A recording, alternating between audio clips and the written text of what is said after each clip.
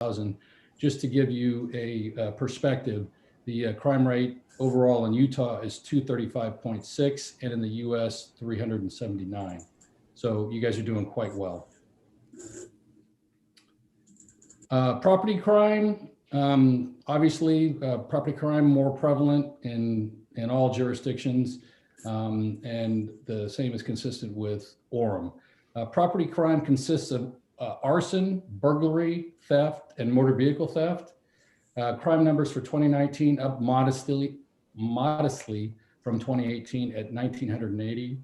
The biggest jump occurring in motor vehicle theft. Again, 2020 numbers haven't been posted yet. Comparatively speaking, Orem's crime rate, 1,970 per 100,000.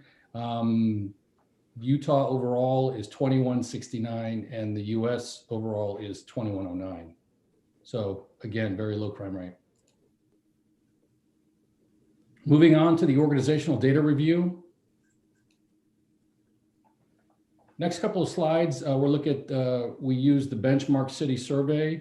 In 1997, about 30 police chiefs from across the country came together and created a measurement tool used by agencies all across the country to ensure police departments are providing the best possible service within their respective communities. It's basically a survey of various demographic and data points that that Citygate finds useful.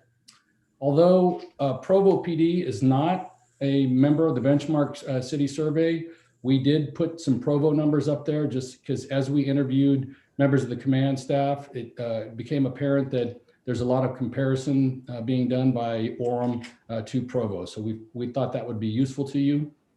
Obviously, you see the population numbers, the number of sworn officers, and then you have the per capita rate of officers per 1,000 and residents per officer. And you can see where you compare with the benchmark averages and with the Provo Police Department.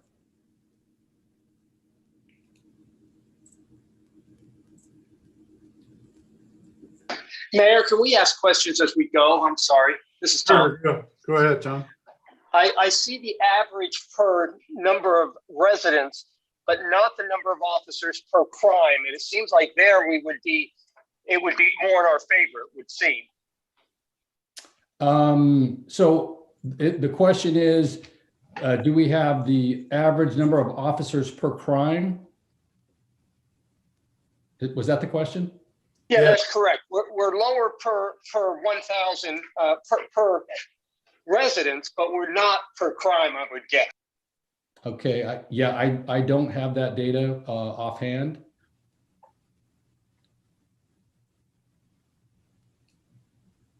So if I could move on, this is the command structure comparison. Basically what we're looking at here is the number of sworn and how it ranks in terms of the top heaviness of the organization.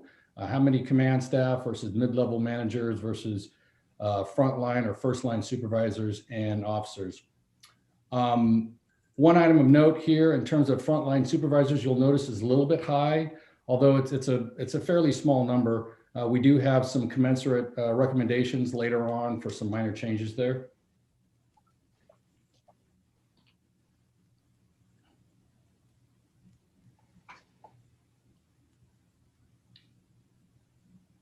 So this slide takes a look at your turnover over the past several years. We got this information from Orem's human resource manager, who's very cooperative, and it gives a good overview of the recent trends in terms of turnover. As you can see, since 2000, the sworn staff has been almost entirely turned over. Of course, what that means is that you have very low experience levels at times on patrol. And of course, this also reduces the experience pool for selection to other specialized assignments like detectives, et cetera.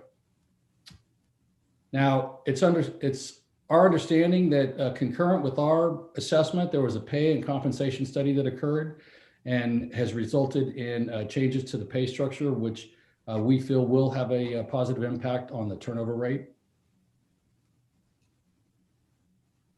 So organizationally, the key findings, while we assessed that there was a 2018 strategic plan, we reviewed that, strategic plan. However, it doesn't appear that it's been fully implemented. Given the leadership change in the organization with the selection of Chief Adams, we feel it's a perfect opportunity to review, update, and fully implement the agency's strategic plan. Okay, moving on, we'll now look at patrol and demands for service.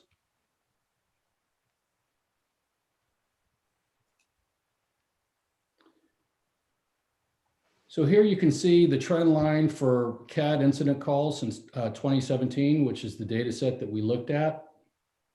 And when I say CAD incident calls, there's really two types of CAD incidents. There's public generated calls for service, i.e. somebody calls 911. And then there are officer initiated activities, i.e.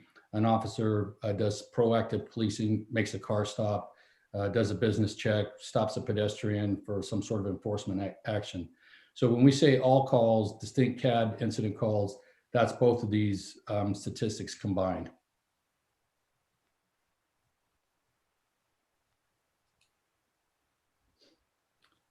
I'm going to slow it down a little bit just to make sure that you all can absorb this. There's a lot of data in this. This is a temporal, or what we call a heat map, which it plots all of the public generated calls for service, as I was mentioning in the previous slide. So this is all the 911 or calls into the communication center for the 4-year time period by day of the week and hour of the day. So the hotter or more red the box is, the more calls for service were experienced.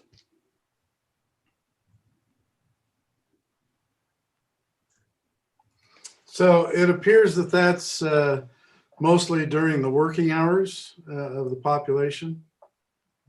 From mid-morning to mid-evening, yes, where you see that red area, it's actually most intense. Can you see my cursor? Yes. Uh-huh. Yeah.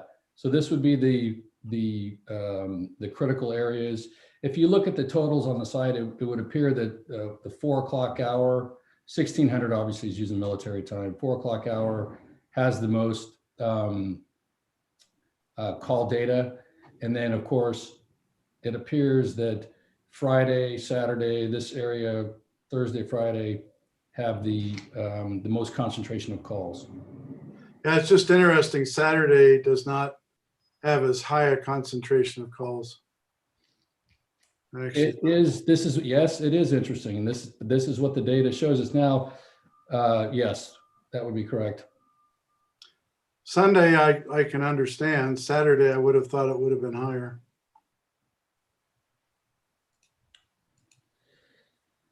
Okay, now this is, again, I'm going to take a deep breath. In order to analyze the staffing levels, we took the 2019 as the baseline year to eliminate any anomalies associated with 2020 and COVID-19. So what you see here in the temporal map on the left are the public generated calls for service plus the officer initiated incidents. So that's all calls plotted by hour of the day and then day of the week, and then they're annualized over the 52-week period. So for example, if you look at Monday at 1300, which is 1 p.m. for you non-military or police time folks, you see that they average 3.6 hours of committed time. So what that means is over the course of the year, Mondays at 1 o'clock, they're generally speaking about, it requires about 3.6 hour time, work unit time. So hours of a police officer's time to handle calls for service. Now, again, this is both public generated calls for service and officer initiated. So then we applied that to both the minimum and full staffing levels. And the minimum staffing levels, as told to us by the department, which is 6 officers, which includes the sergeant, and that results in a percentage of committed time to available officer time, which is reflected in the table on the right. So if the percentage of committed time reaches 50%, we put a yellow triangle up as a warning. And if the committed time reaches 60% threshold, we put a red diamond.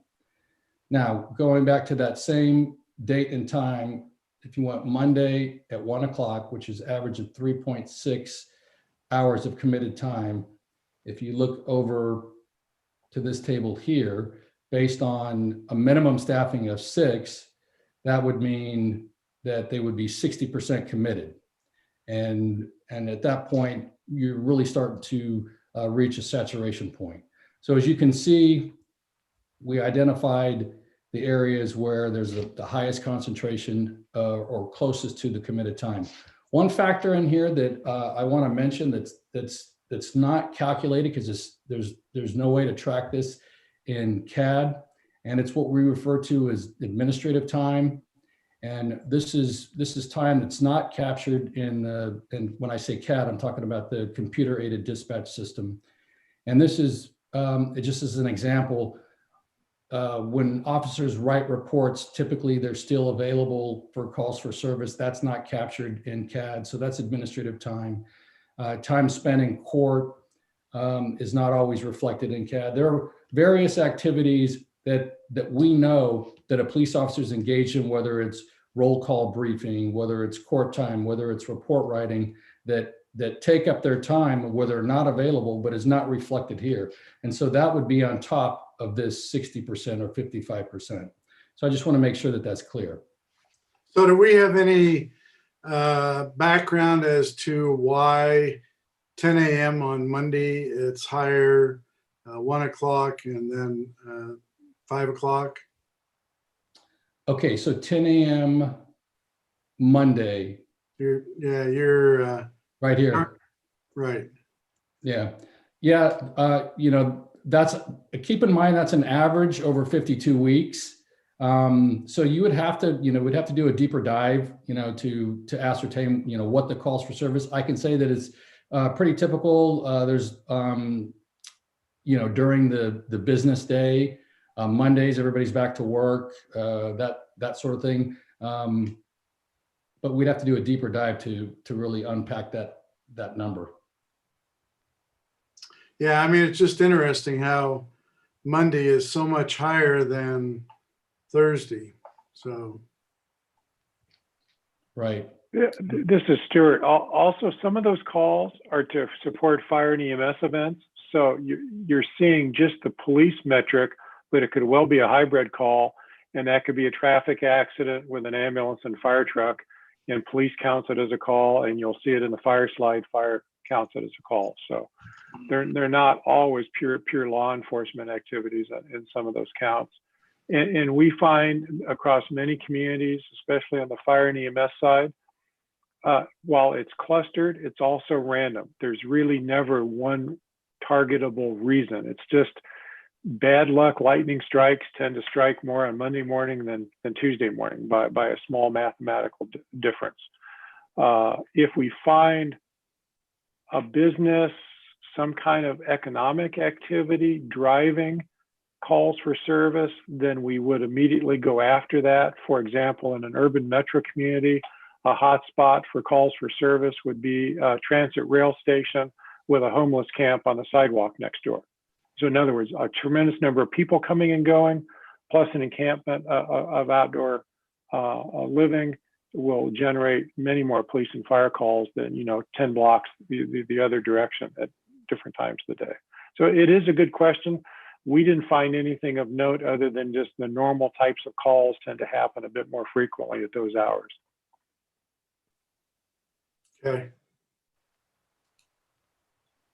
So this slide here it's the same analysis, and this is overlaid on a full staffing complement. A full staffing meaning 8 officers, which is probably pretty rare as it is in most police departments. And so our summary, essentially with the 6 units or the minimum staffing, time reaches 50 to 60% at peak hours for all calls. Committed time is significantly below 50% at all other times.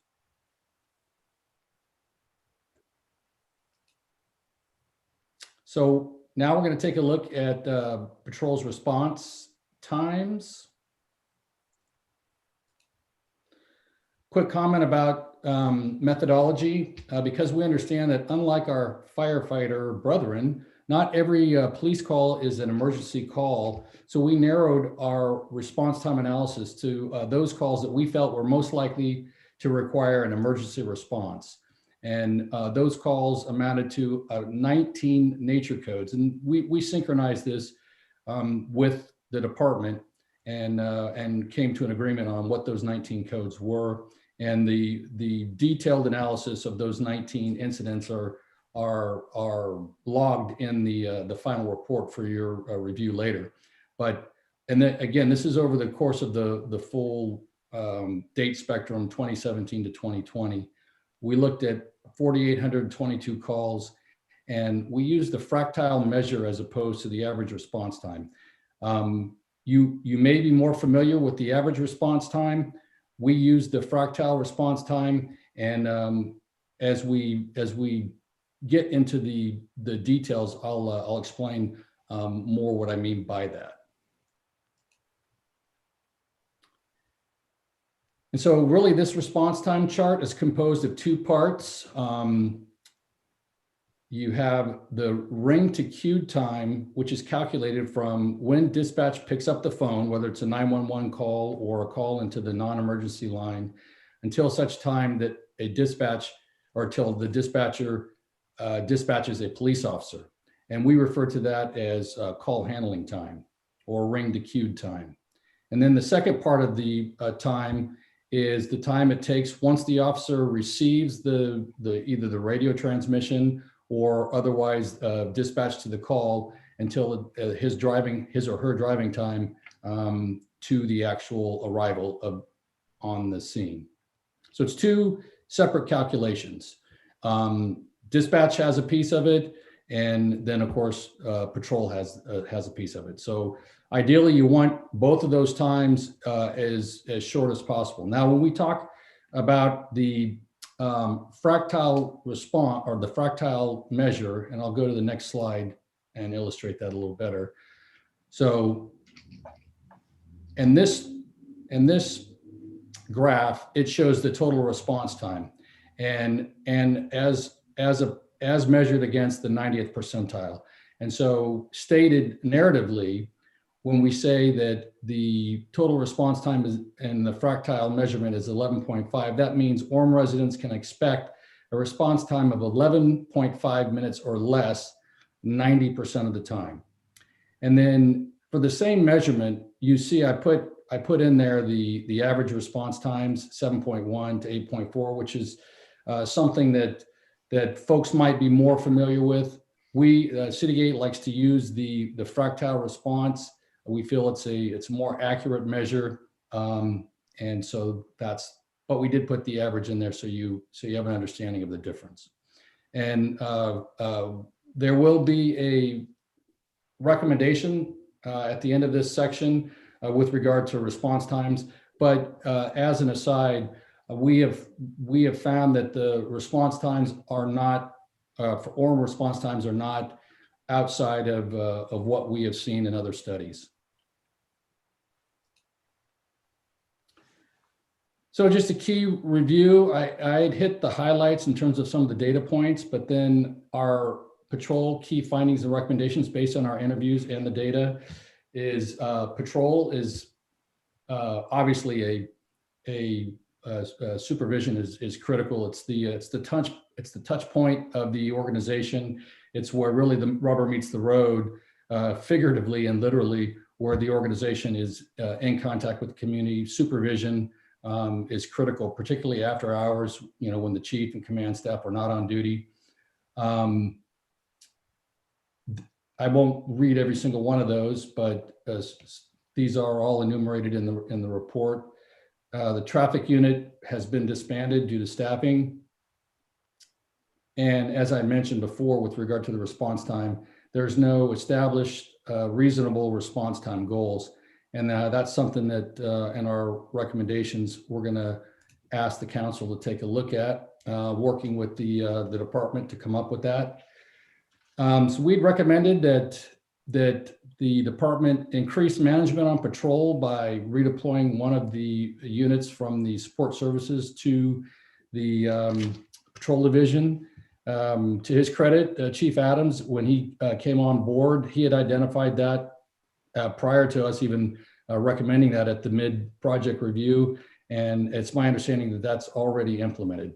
So that's a plus for the organization. And then again, you can see the rest of the recommendations, including at the bottom there, to establish a reasonable response time goal. And that's something that we would recommend. So Gary, a question for you. Sure. When you started your presentation, you mentioned that the strategic plan of the city has not been fully implemented. Is that in relationship to compensation or other items, and what are they? So not the city's strategic plan, the department's strategic plan. Right. I'm sorry. That's what I meant. Yeah. Not with regard to pay and benefit. There's not a lot of. It's mostly goals and objectives for the organization. I could pull it. I could pull it up here. As we went through and interviewed the command staff and supervisors, I made several inquiries as to, hey, where are you at in terms of the goals and objectives that are enumerated in the department's strategic plan? And the sense I got was that the strategic plan wasn't really being fully inculcated into to the daily operation. So that's where that recommendation comes from. And really that's some low-hanging fruit. I reviewed the strategic plan. We found it to be quite salient, and some of and it appeared that it was published in, well, it says 2018, so I'm sure that it was early in 2018. It appears that several of the goals and objectives that are enumerated in the plan have been implemented, and that's good. Just maybe it just kind of fell by the wayside in terms of priorities. And who could really blame an organization, especially if you consider that we started this process at the beginning of probably one of the craziest years that we've seen in recent history of 2020. So Sure. May not have been very surprising. And you had mentioned, and I think Chief Adams as well, that plan is now being implemented and going forward. Well, I would let the chief comment on that. I know that's our recommendation. Chief, what are your thoughts on that? I think you might be on mute. Yeah, Yeah. As far as how far into the 2018 plan are we implemented? Sure. How's that going? It's going good. I mean, we're just today, even in a budget meeting, we checked off a big box on that with some equipment that we're going to be able to acquire in this next budget year and so forth. So we're well on our way. Some of our staffing issues and obviously COVID have been setbacks the last 2 years, but we feel like the momentum is definitely rolling in the right direction at this point. Okay, good. thank you, Chief. Thank you. So we reviewed investigations, and there are some caseload data slides, or I'm sorry, caseload data tables that are contained within the report. But for purposes of today's briefing, I will just go over the key findings and recommendations. General investigations uses sergeants as detectives. Best I can tell, that this is a legacy issue that stems from back in the days when the police and fire were a public safety department and sergeants were assigned as detectives. So we recommend, or it's our recommendation in the next slide, that over time and as staffing is available, that you transition those sergeants into supervisory positions, and transition those to detectives, just detective police officers. Also, we looked at the neighborhood preservation unit and the mental health unit, both performing what we would refer to as specific problem-oriented type policing. It's my understanding that the mental health unit was an offshoot of the neighborhood preservation unit in the first place. At the time we did our assessment, there was one supervisor and one officer, and then I think there was potentially a part-time and maybe an intern civilian. So we recommend that the organization take a look at that and combine. I think one supervisor could probably manage that mission, could probably supervise that mission. So we would suggest that that they look at merging those two units. And then the victim assistance program, at the time we interviewed, it was reporting to the mental health unit. I think that's since changed. And let me just click over to the recommendations. So convert the extra sergeants to detectives through attrition or redeploy as caseload allows. Consider combining the mission neighborhood preservation. That frees up a sergeant to reestablish the traffic unit, which was one of the patrol recommendations. And then the civilian or the victims advocate unit consists of 3 full-time civilian positions. It's supervised typically by a sworn sergeant, either, I guess now it's the investigation sergeant. One of our recommendations was to realign the victims assistance unit. The chief's already done that. We support that. We would suggest in our recommendation that you consider in the long term converting one of those civilian advocates to a supervisory advocate position and have them report directly to the investigations lieutenant. But they have taken steps to align the unit better than when we first started the process, and we support that. Okay, my partner Steve was the support services consultant. I'm going to walk through his slides. The support services division, which includes communications, records, property and evidence, as well as training, professional standards, and use of force. There are a lot of data slides, or there are a lot of data tables that are contained in the report. We're going to hit just a couple of the highlights for the purposes of this briefing. And some of the final report, as I said, has some detailed measures and more in-depth statistical data that you can look at later at your leisure. So dispatch is probably, aside from and is the largest work unit in the support services. The key takeaway here is that dispatch at times is covering 4 priority channels with 3 dispatchers. Although not reflected on this slide, we looked at overtime and found it to be relatively high based on the current staffing levels. And I would just say that having difficulty filling dispatch positions probably is not unique in Utah County or across the state. It's like that everywhere. It's the same here in the agency that I came from and that Steve came from. It's a common problem. Very high stress, critical dispatch position. So, but something to keep an eye on. We feel that that this is a high point that we wanted to emphasize based on our review of the professional standards. That's the internal affairs citizen complaint. It appears that the agency is doing a good job of holding employees accountable. The department recently updated its website to include access to the complaint process. We want to commend them for that. That's a big deal. So use of force in the organization, use of force relatively low. However, at times there may be multiple applications of force in one incident. So the numbers might look lower than in actuality, but overall, good job. In recent history, there's only been one incident that resulted in litigation. And I'm sorry I stuttered there because my second screen is going to sleep. So did you guys lose the feed? No, we're good. Okay, let's just It's just my monitor then. Okay, great.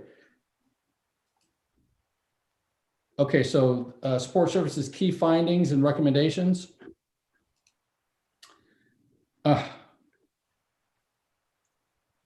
Okay, I'm having some technical problems. My computer's going out here. Come on. There we go. So key findings, the communication center. So we don't have your screen, we just have your picture. Uh-oh. All right, hold on. Give me 1 second here.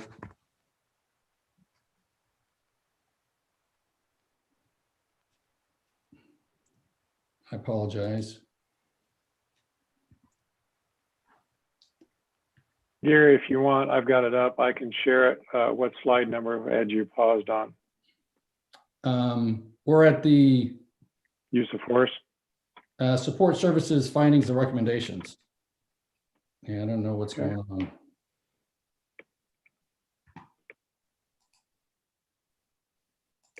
Apologize for that. Well, you're fine.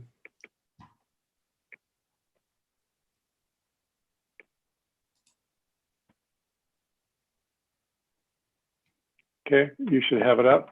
Do you, Mayor? Yes, that looks good. Thank you. Okay. So you're at Gary, support services key findings. That should be it should be slide 33, right, Stu? it's up. Okay.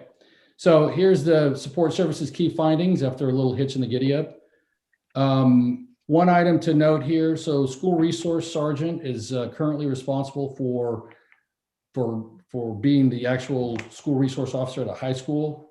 We recommend that be taken over by a police officer so that the school resource officer, or I'm sorry, the school resource sergeant would then hit primary responsibility for supervising the entire unit. Next slide, please. Are we there? Yes. Okay. The crime analyst, the department has no on-site crime analyst. There were some challenges with regard to obtaining and working with the CAD data, and we strongly feel that a well-positioned crime analyst in the organization would benefit the organization in terms of alleviating those data issues. Increasingly, we're in an evidence-based environment. Policing is moving more and more to data-driven policing, and so that would be very consistent with that finding. Next slide, please. Change. Okay. Okay, so here are the balance of the support services key findings.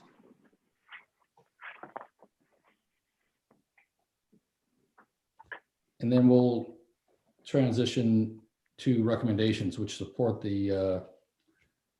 those findings. Basically, try to fill all your vacant positions in dispatch, add a school resource officer as the budget allows. Really want to emphasize the on-site data analyst for data support management analyst. And then there's some training recommendations. Next slide, please.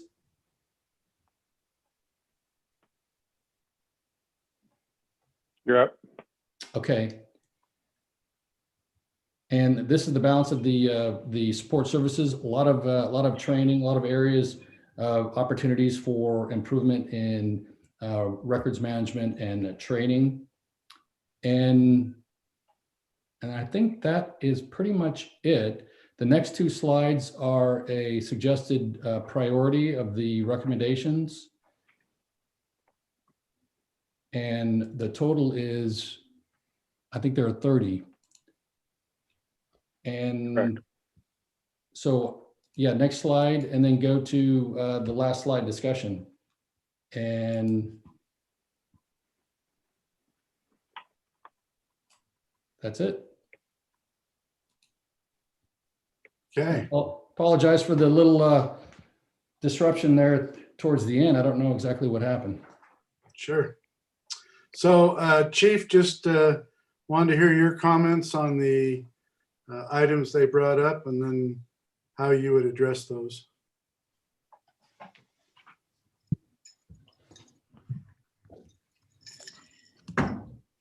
Which one specifically? All of them? Sure. Well, we've some of them are in progress implementation. Some of them we're going to kind of with the strategic plan. We're going to tweak the strategic plan, and you know, one of the big challenges we have right now is with our youth and experience with the majority of our department is having the right pieces to fill in with all of those. But as far as it being a blueprint overall, we're thrilled with these recommendations. They're things that we kind of see presently and certainly in the future coming up that we need to address to, you know, as far as not just dealing with the department in 2021, but we need to be keeping in mind what's the department going to be like in 2025, 2030, and beyond any of us. So we're trying to really look at it with those, the long-term strategies and stuff that they've provided us with. Sure. One thing I noticed is, as we know that we have a young staff, it seemed like training was an area that we need to implement more of and beef up. What are your thoughts there? Absolutely. That career development, that officer development, professional development is key now more than ever. And we've really, we've created a focus. We're actually in the process of creating a curriculum, if you will, for officers as they come in that somewhat mirrors the pay structure that we have, so that from the time they get here, they can look at, hey, these are the classes, courses, training, certifications, and so forth that if I want to do different things in my career, this is what's going to be expected of me in my training and stuff, so that we're deliberately training towards a purpose versus just fulfilling training requirements in a miscellaneous, and that we're not wasting time and money on training that only meets the definition of training. It's not career development. Sure. Okay. Thank you. Debbie, Lorraine's got a question. Go ahead, Yeah, Debbie. one of the recommendations was to take an officer out of the mental health and neighborhood preservation and put them on traffic. My concern is that mental health is, you know, part of many of these calls, and I'd almost like to see more officers with mental health training. Do you have an opinion on that recommendation, or do we need traffic and more mental? I think it's going to be a two. Sorry, I'm plugging in. My battery was about ready to die. I forgot to plug it in before we started. So that's a twofold. They both need attention. Yes, we do feel we've got some good options that we're looking at. With the mental health piece, all of our officers have a pretty substantial baseline training that they have. Legislature just mandated that we increase that even more, which we anticipate doing in addition to the training we've already been doing. And then there's a lot of opportunity. We see bringing in more civilian support to mental health than officers themselves as probably the best solution long-term to this, more bringing more resources that way. But what we've done so far with what we have has been fantastic as far as our recidivism, frequent flyers, if you will, as far as people needing to not getting things remedied has gone down significantly. We're tracking these people, we're in touch with them, and our officers now have better information about individuals before they go to deal with a certain person, that I think has really been beneficial in their decision making about what to do with people in a crisis. And if I could just add one comment, and thank you for that, Chief. To clarify too, the recommendation is not to reduce the number of officers operating in the mental health, but to merge the missions of the two units, so that you could free up a supervisor, a sergeant, to move into traffic.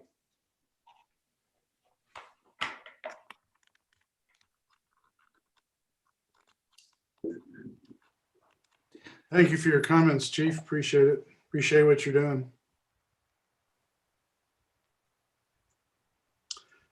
Anybody from the council have any questions or comments?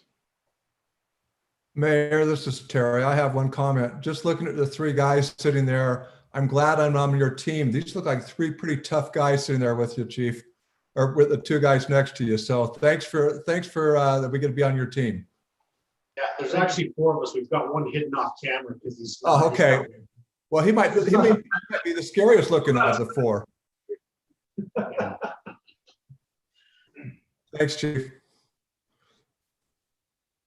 All right. Well, thank you, Gary. Let's go ahead and move on to Stuart then on the fire side. Very good. I'll bring up my PowerPoint.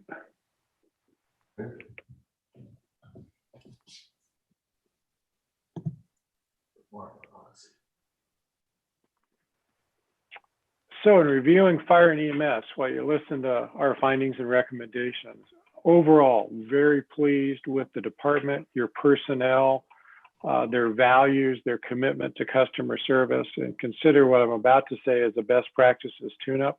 Any organization can get stronger and better. Having said that, the other capstone headline is you have an organization headquarters team that is stretched very thin. And as many of you know, you once had a public safety department.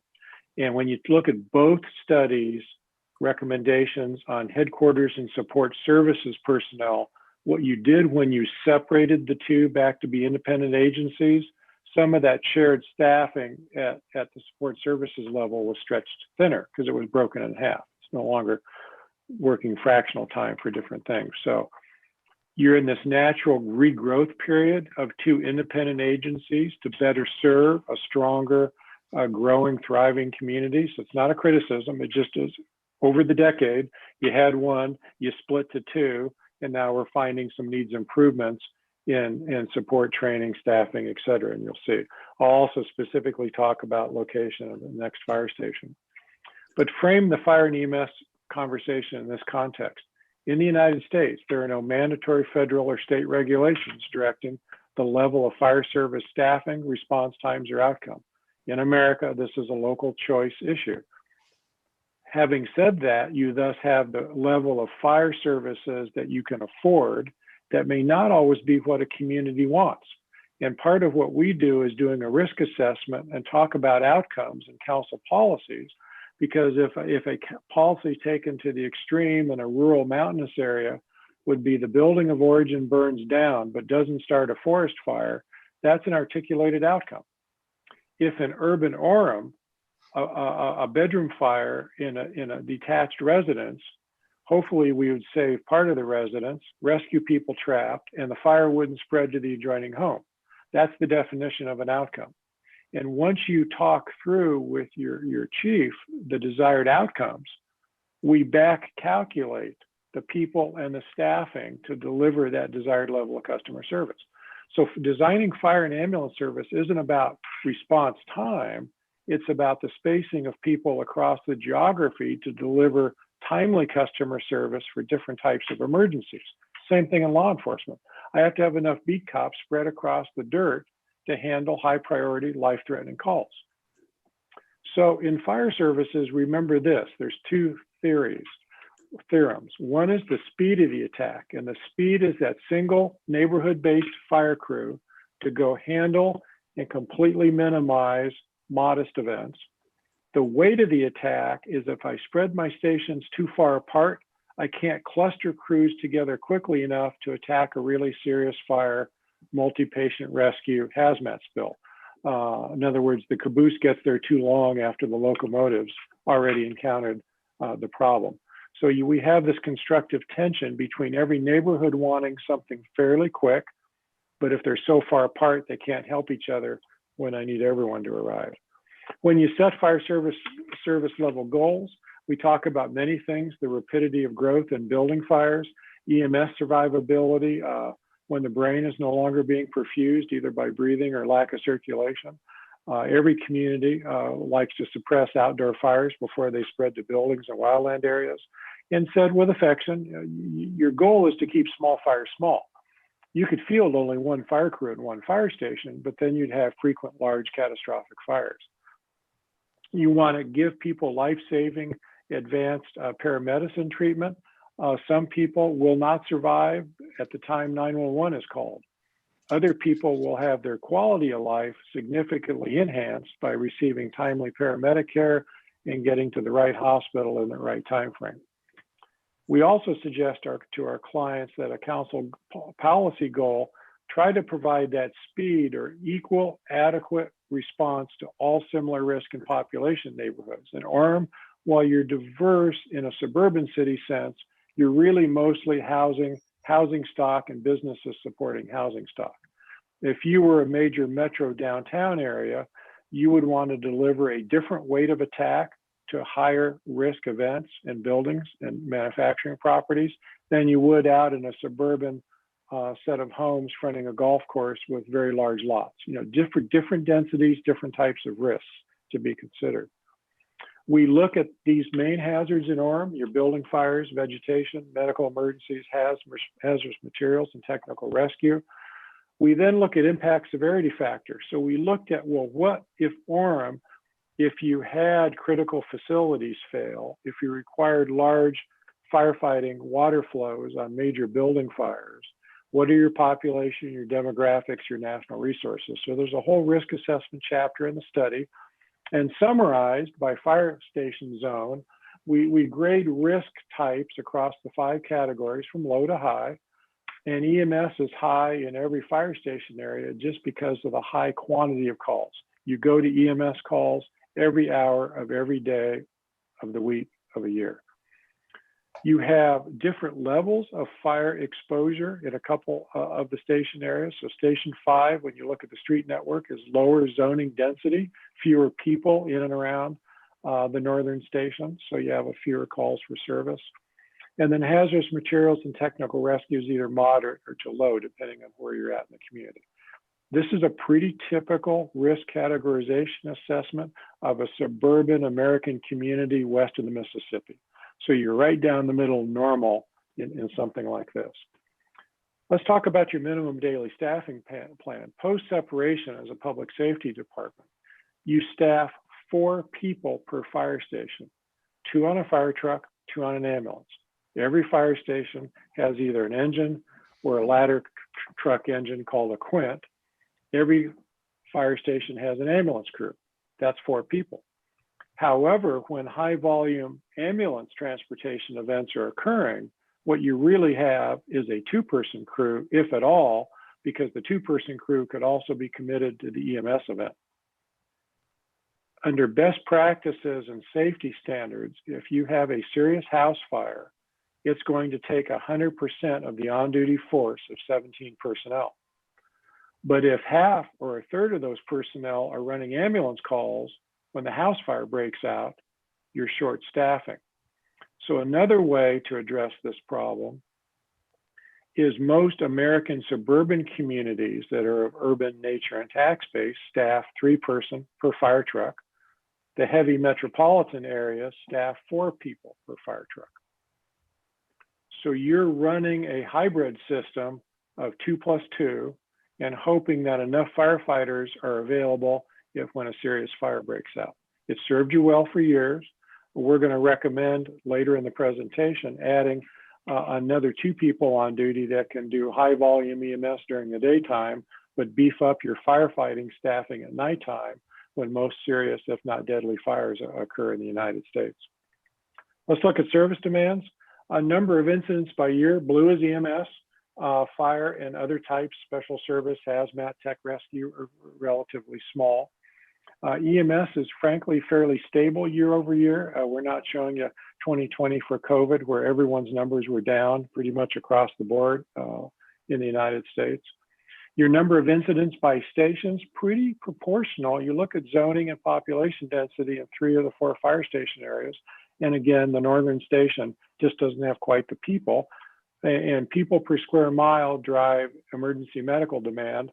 More people, more EMS demand, and that's reflected in this bar graph.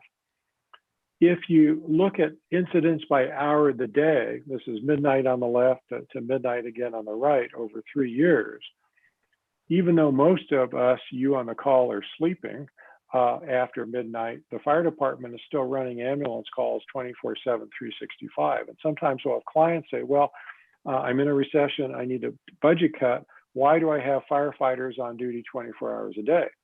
Because you still have calls before dawn. You don't have as many calls, not as many EMS events. So the difficulty for council in financing fire services is to have a fire station security blanket spread across the geography 24/7. That's expensive. And if you look at it on a cost per call basis, you'd only want to staff during the daytime. But then how do you tell somebody in the evening, you don't get a fast first responder if your house catches on fire at 2 a.m.? So there is that constructive tension, and I just discussed it with all my clients head on. You've got a 24-hour a day demand, but the demand curve is very different. I'm going to come back to that on ambulance staffing in a few minutes. Next, we look at the rate in fire and EMS of simultaneous incidents. This is like Chief Elliott's unit hour utilization on, well, how many minutes per hour are consumed by police officers, and do you have enough police officers per hour to handle the 911 call volume? Not per day average, but at 11 on Monday, do you have enough police officers on duty? Because you've got 4 or 5 calls running at once. Fire's the same way. Now in Orem, with 4 staffed stations, you have 2 calls open at once 28% of the time. So lightning strikes when 1 call hits 28% of the time, another call is going to occur within the time frame the first call is already running.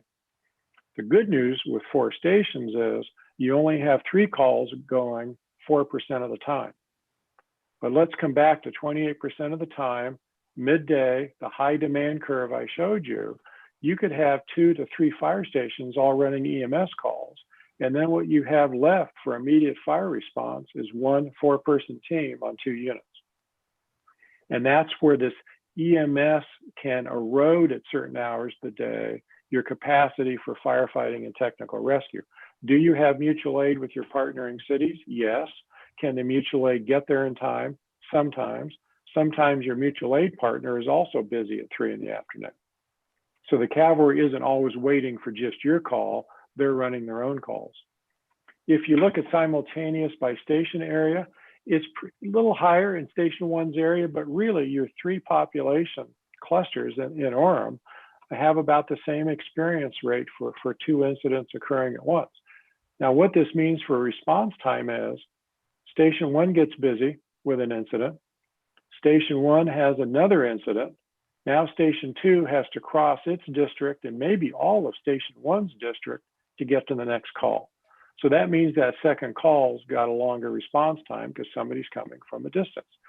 Then if Station 3 or 5 break an incident, even as those other 2 are closing down and the units are available, now I have 2 units out of position, one of which has to get back to Station 3 or Station 5. And you'll see that happening in your travel time data when I get there in a moment. Let's talk about, this is the same heat map of crew load per hour. The engines are on the left, the 2 ladder quints are on the right. And I put the arrow there to say, let's look at workload per hour. On a 365-day basis, 3 p.m. in the afternoon is probably a busy point for engine 32, a little less so for the other engine. The ladders are also a little less busy at that hour, about the same. But remember, I only have 4 people on duty. So that's 2 people. And typically the engine goes on most serious EMS calls with the ambulance. So now if I shift to 3 in the afternoon on the ambulances, the ambulance crew is busy 11% of 3 to 4 p.m. averaged over the year. So if I add those 2 numbers together, my Station 1 crews are committed 19% of the time in the 3 o'clock hour. So back to saturation of crew availability. Stu, what's the upper limit? Well, the upper limit's 30%. If a fire crew is committed 30% of every hour, hour after hour, they're not getting decontaminated between calls, they're not fueling, they're not feeding, they're not getting a restroom break, just the way the math works. So our upper threshold to add more units would be when you have units above 30% hour after hour for 6, 7, 8 hours running. And that happens in American communities. So you're not busy enough per hour to add units. You do have a slight simultaneous problem and a travel time geography problem. So let's look at response performance times. To date, Orem's not adopted city or department goals. I think part of that was just the public safety era. You didn't really talk about fire response and ambulance times and what goals should be. National published best practices are dispatching from 911 saying hello to getting the crew notified should take no longer than 90 seconds, 90% of the time. Crew turnout to hear the alarm, put on the proper mandated by OSHA protective clothing and get wheels rolling should take no longer than 2 minutes, 90% of the time. So before wheels turn, 2 minutes and 30 seconds are off on an urgent clock. Travel time best practice recommendation is 4 minutes for a single unit and up to 8 minutes driving time if everybody has to come to the building fire. So if you add those together, that means total response time for a single unit to a one patient serious EMS event should be no more than 7 minutes and 30 seconds from 911 saying hello, Orem police, what's your problem? To upwards of 11, 30, 12 minutes for every unit to get to one location on a serious building fire. So how does Orem stack up to national best practice goals for aggressive positive outcomes in building fires and life-threatening medical events? Your dispatch progress, as is on the police side, is slow. You're 90% of your just fire and EMS events, not putting Mr. Smith back in bed, not going to a 5-gallon pail of spilled diesel fuel. These are fire and medical emergencies, red lights and siren. Dispatch takes upwards of 2 minutes and 44 seconds to get the call out the door. The crew turnout times are not being monitored, trained, and politely enforced. Your 90th percentile crew turnout is 327. It's worse during sleeping hours and better during, obviously, high noon time.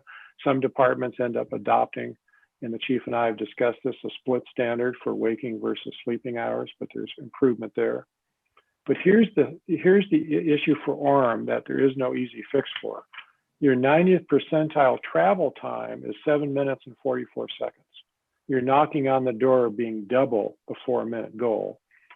And the cumulative damage of all of those numbers running long is the first unit arrival times are approaching 12 minutes to 90% of the fire and EMS emergencies. So now let's talk about how many calls per minute are answered. And okay, we're a little slow getting to 90% of the calls. How do we do on something less than 90%? So this bar chart shows with the black line there at 4 minutes, you are getting to calls in 30 seconds, 2 minutes, 4 minutes. You're getting to a little over half. But that long right side of the graph says you just have a lot of calls, either too far from a fire station or the closest fire station's busy and the second or third due fire station has to cover the call. And there's just enough of that happening with simultaneous traffic and road network design. You've got a lot of calls past the average. And this is why in America, especially on fire, EMS, and police, we like to say you can't look at average because average doesn't tell you how many calls are 30 seconds past the average or 5 or 10 minutes past the average. But this distribution curve starts to tell you where middle is and how much to the right side of middle. And then the design question for us and your chief is, what can I do about it? And we have one solution. Call to arrival, this is everything, all three segments, 911, hello to on scene, 7 minutes and 30 seconds. Again, you're closer to 55, 60% effectiveness versus 90, a lot of calls slower to the right. So let's look at geography and where's that happening on the dirt. This 2-color map shows the driving time from each fire station, assuming the crew's in quarters. It's a very precise model that actually virtually drives the road network to real fire truck speeds. The green is what you cover without traffic congestion. The dark, I'll call it orange umber color, depending on your monitor and your color vision. The dark color is the reduced reach during traffic congestion hours. So at peak morning and evening traffic times, Saturday morning, everyone's shopping, going to Johnny and Susie's soccer field, more cars on the street, a little slower to get through the road network. So you have the 4 position stations, but their primary coverage areas barely touch each other. So one of the reasons for long travel time is if I've got a call between 32 and 31, someone's going to take 5 minutes to get there. And you'll see that it's in the report numbers. Now, if we look at what we call, the civilian world calls the first alarm. Oh, we had a first alarm fire last night, the newspaper says. Well, that's every firefighting unit in Orem getting to one location. The goal there is 8 minutes driving time. Those 4 units obviously commonsensically collapse to the center, right? You can't get everybody to the far north of Orem in 8 minutes driving time. But if the 3 on the end come into 32 in the middle, at least your more populated urban core does get effective first alarm coverage in 8 minutes driving time. If you look at, well, where are the hotspot of calls in the community? Where are the simultaneous calls coming from at peak hour of the day? Here's a mapping of how population density drives EMS calls for service, largely in the more built up areas of the community. And even if you don't have your zoning map memorized, if you just look at the road network up and around Station 35, that's larger parcel, less dense zoning. There's just not as many streets, not as many buildings, not as many people up there versus the more urban part of Orem between 32, 33, and 31. If you look at where structure fires occur over a 3-year period, more evenly dispersed and a little bit more in Station 32 or between 32 and 31's area. Some of that's age of housing stock, how well the housing's maintained, especially in a cold climate during prime winter months of heating, cooking, using other electrical devices. Now let's look at a different spacing formula. And this is the conundrum in Orem for station spacing. The Insurance Service Office that grades agencies for fire underwriting insurance would like to see a fire station reach anywhere in 1.5 miles distance, 1.5 miles distance, not time. So in the old days, Orem, as it spaced out its stations at 1.5 miles, in theory, travel time should reach each other. There should even be some slight overlap. But we know from both the computer model and real world travel time histories, this doesn't happen. Happens for 2 reasons. Somewhat traffic congestion, but also when you study these offline, you have a big prime arterial right angle grid street network, but inside each rectangular box of a main thoroughfare, you have what we call more curvilinear and crazy quilt streets as the subdivisions and the old ag farms, as I understand it, early in Orem's day. As those streets were subdivided, they just kind of laid them out every which way based on private property owner preferences. So once that fire truck or ambulance drops off the main boulevard, I looked at some calls taking 7-8 minutes to get to from Station 32. But once I traced out the route, I said, oh, they can't get there in somewhat of a straight line. They have to go out and around into that subdivision and come back the long way. So you've got a much more convoluted road network to serve. You have some traffic congestion. You have some simultaneous calls, and all of that adds up to longer response times. Excuse me, I skipped over. So Station 4, Station 34, the parcel was located a long time ago in the southwest corner. The blue is the 1.5 mile only, not optimistic 4 minutes or conservative 4 minutes. The blue is the current Station 34 parcel barely covers across the highway. It really adds very few road miles of added coverage, and there's not as much population or calls for service there. Nor if I go back to the first alarm chart, even with Station 34 activated, urban middle of the city coverage doesn't improve at all because 34 is more than 8 minutes from the core of the city for driving time. Our recommendation is 34 is located basically at the dead end of the southwest corner, and that station siting ideally would come further north and be somewhere on the north central side. We've talked about some of those options with the chief. We know it's always expensive to say, don't go with that parcel, find another one. But it's not the most efficient location to add coverage to other than that less populated immediate area. So deployment recommendations to work on decreasing dispatch and turnout times, have the council adopt complete outcome response time policies. And you say, well, Stu, why do I need policies? You said I fund what I can afford. It is what it is. How do you answer the question when someone comes to the podium and says, you took too long to get here? Or my house burned down? Or my house burned down and took half the neighbors with it? Well, sir or ma'am, we got there within the performance goals we set and decided as a community we could afford. You didn't have abnormal customer service. You had the level of customer service meeting our goals. And we're sorry that tragedy befell you. Or if a developer wants to come in and build a new subdivision and you think you need a fire station or an extra fire crew on duty for increased population, how do you tell the applicant we want something for fire services, and the applicant comes back to you and says, but you have no goals or standards? And absent a benchmark, why should I contribute to a fire truck or a fire station or a taxation area for staffing? Identify, I've already mentioned, a more central west side location for the future 34. And here's how you get to response time, on-duty head count, and simultaneous calls. Your ambulances do run what are called intra-facility transfers. They move some patients from hospital to skilled nursing, doctor's office to skilled nursing. While it doesn't destroy your response times overall, there's not enough of that volume. At peak hour of the day, transfers take a little longer. You do have the simultaneous calls. So the chief and I looked at all of this data and said, you know, a good next step solution, if you added 2 firefighter paramedics per day, that's 24/7. If they staffed another ambulance during the daytime, they would take all of the scheduled transfers and all the simultaneous calls, leaving the other units more available for both closer to station EMS and for firefighting tech rescue activities.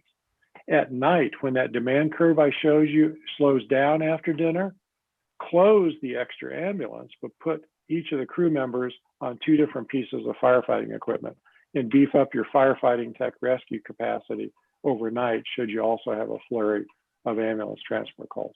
So a little bit of a hybrid. Just don't start putting more people on single things to only help a single neighborhood. Increase the daily staffing with a mobile unit that can do 2 things, on a daytime activity and a sleeping hours activity. Headquarters program review. Again, we found a highly qualified professional staff with a very strong work ethic, community service ethic. They're attempting to deliver all the needed programs as mandated by federal safety laws for fire and EMS services. They're very knowledgeable, and some are subject matter experts and trainers. Interviewed every one of them, pleased with their depth of professional experience. Your disaster preparedness professional is top notch, but they're all overworked and they're all severely lacking office support professional help. They do take pride in serving the community. So our findings overall are insufficient clerical and technical staffing and training, EMS training and oversight. Career development succession planning needs to be done. Fire prevention is currently approaching or at capacity for the fire inspectors. And your community emergency management is the definition of a one-arm paper hanger.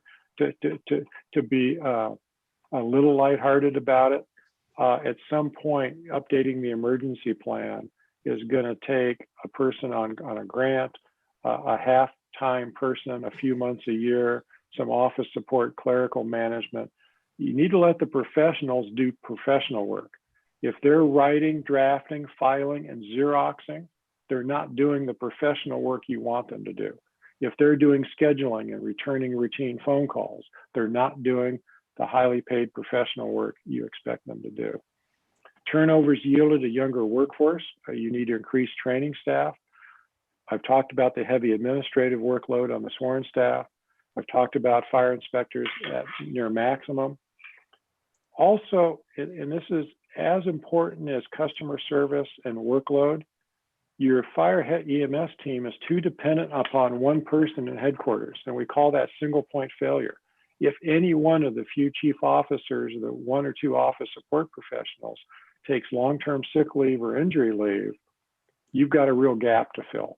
And that's not a gap you can call it the temp agency and just get anybody to start picking up the phone and handling department business. We would also suggest long-term you adopt a durable equipment replacement plan and budgets. Most of your firefighting and paramedic equipment in of itself is very expensive. Cardiac monitor defibrillators, breathing equipment for interior firefighting, fire trucks, ambulances. You typically budget on a pay-go basis, but those items have predictable life cycles, and you should be setting funds aside every year to know that every other year I buy a monitor cardiac defibrillator unit. Every 4 years, I need to buy another ambulance or ambulance chassis. Every 12 to 14 years, I need to buy another $500,000 fire truck. And try to at least set some of those savings aside as an option, than always saying, oh my gosh, I have to buy a fire truck this year. I can't buy a tree trimming truck for the streets department. And then the council and city management is always caught in the box, but we only have so many dollars this year. But if you save for some of the long-term assets, that would smooth out those impact points, in our opinion. For staffing recommendations, the department should hire one additional headquarters clerical support position, add one full-time fire training officer at the command staff level, eventually add a fire inspector, add a half-time public educator, and complete the emergency plan updates. Again, that could be grant part-time personnel. That's not a second full-time community disaster person. And adopt a replacement plan for your most expensive portable equipment and your fire trucks and ambulances. Citygate's recommended next steps is, first of all, this is a workshop. Review the content findings, just absorb what you're hearing. Go back and read it in detail. Come back and adopt response time performance goals to drive future planning and siting of fire stations. And then we always suggest at this point in both projects, direct staff to return with a multiple year prioritized improvement plan within 60 to 90 days. We know you're well into the budget cycle. And maybe as needed, you need to modify the upcoming budget eventually to implement the first phase for both police, fire, and EMS. On the firefighting side, we set 3 priority columns. These are Citygate's recommendations from no cost to funding priority 1, 2, and 3. We would see as the top priority adding that ambulance, 2 people per day. Remember, on a firefighting 24 on, 24 off duty shift, putting 2 people on 24 hours a day, 365 is 6 total employees. 3 duty crews, they rotate on off. You need 6 employees to field 2 24/7. I would very soon add the headquarters office support position. Too many critical things flowing through one person in terms of record keeping, electronic records, supporting fire prevention, and the other programs. And I would add a training officer before I did other things. That shoves into second and third priority, a fire inspector, a public educator, and also identifying a future space for a dedicated emergency operations center instead of during disaster plan mode, flipping open a conference room and hoping to make that work. With that, that's the fire and EMS briefing. Thank you very much for your attention. Well, thank you. That was very complete and comprehensive, and I think gives us a roadmap to go with for the future. I was going to say, Chief Sanderson, any comments or thoughts on this?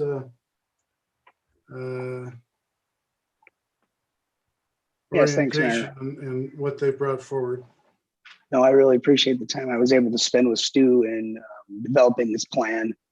We've worked since I started, with our command staff, and because this system was already underway when I was hired. And so I think there's been a number of these things that they're recommending that we've been scratching the surface on as we moved along the last 8 to 9 months. And so now having this finalized plan presented, we have our marching orders, and we're going to do some good things to reduce our response times and beef up that staffing, and then hopefully you just be able to turn a better service through, yeah, the community plan. Okay. I did take note of the facilities and equipment, having a master plan that we're working off of every year and going through, and then also getting a better community emergency preparedness place and group together. So, but thank you, Chief. Appreciate it. Thanks, Mayor. Jamie, anything you wanted to bring up in regards to this presentation? Yes, thank you, Mayor. Just appreciate working with Citygate. One of the things that I have been encouraged about in this whole process is, since we have even received preliminary results and feedback from Citygate, both Chief Adams and Chief Sanderson have been quick to make adjustments within their respective departments to address the staffing concerns, to address some of the data issues as well. I'll just cite several examples. For example, we have a data analyst actually budgeted and funded within the police department, but we've had a hard time recruiting for a position that is going to meet the needs of the department. And so we have worked with our human resources staff, as well as Chief Adams, in beefing up that position in order to essentially meet the needs of the department as represented and recommended by Citygate. In addition, Gary has spoken to the issue of EMS staffing, and Chief Sanderson and his team have already put together a series of staffing adjustments that can increase response and can appropriately provide support for both the fire and the EMS side of the organization. So even though you are seeing these presentations today for the first time, or at least in final form, I want to just represent and reassure you that both departments have been actively engaged in making changes, even as these reports have been moving towards completion. So I think that's representative of both the mindset that Mark and Josh have in relation to the direction they want to take both departments.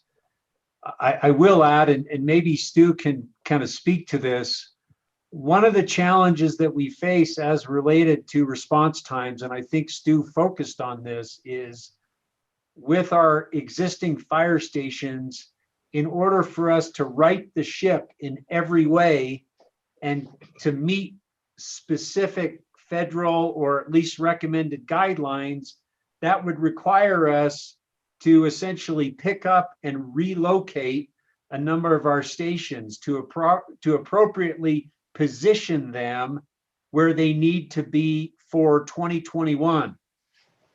Back in 1999, they may have been appropriately situated. Now in 2021, they're in a little bit of a different situation. Obviously, we don't have the flexibility to do that. So we're going to have to continue to make improvements and make adjustments with the understanding that we may never be able to achieve the ideal, one, because the target is always moving, and two, because we have multi-million-dollar facilities that are on foundations and can't be picked up and moved to a different part of the neighborhood without obviously reconstructing those facilities and decommissioning the old ones. So we have kind of an interesting dilemma with the fire department in terms of where our stations are. We can affect, obviously, where stations will be located in the future. And these are conversations we're already having with Vineyard, for example, to better maximize the location of a station on the west side of I-15. But some of this dynamic we won't be able to change unless we actually physically move a station. And in the short term, that's not necessarily on our radar. And I know, Mayor and Council, even if you move 2, you'd probably have to add another 3. Your road network and geography, you even get up into the hillside, I'll call, the eastern hillside neighborhoods. You just don't have an efficient to serve road design. And for a city of your size and your tax base, you just can't cut your travel time in half, even by moving just 2 stations. I think what the chief and I recommended by adding some surge capacity at peak hours of the day to keep those northern and southern units in their districts more, right? Ready for a second or third call, getting the west side station better located, and then taking note of this study. And we didn't do a long-term facility architecture life cycle assessment, but if the 2 of the oldest stations, let's say, in 15 years, will be 50 years old. I'm making this up as I go. This is what other communities go through. They then say, that station's in the wrong location. It's wood frame and stucco. The termites have all but taken it. The parcel is too small. Traffic engineering doesn't like the fire truck exiting on that street for safety reasons. Start a capital improvement project to say, by time we decide to sink money into station XX, we won't scrape it and rebuild it. We're going to move it a half a mile to a more efficient service parcel and a larger, safer parcel. So I see communities saying our first generation stations we live with, the second generation of construction, we consider slight movements or enhancements. And I guess, Mayor, the last thing that I would say, and I think this is something that would be confirmed by Gary and Stu, and that is, when we initially started down this path, my initial anxiety was that we were going to receive feedback that was above and beyond what we could accommodate in the short term. Or, for example, the needs in one area would be so great that we would not be able to step up to the challenge incrementally. But based on what they have shared, I think we can incrementally grow and make improvements to achieve both the recommendations on the police and the fire side. So, neither one of the reports suggested, for example, you need to immediately build a brand new fire station and hire 15 new firefighters to staff that station, or you need to hire an additional 10 police officers today.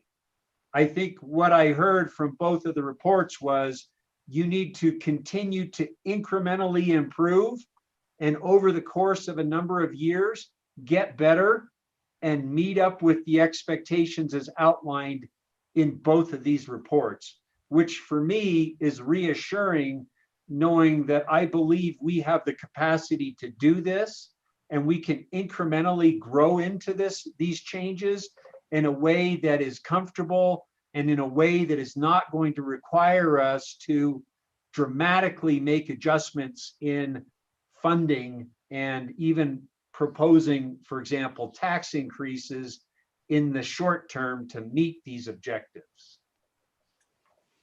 That's a very fair restatement, and I'll put a pin on it like this.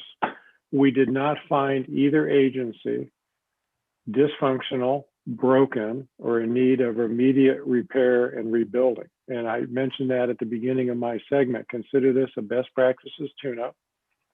Most agencies need to continually improve over time.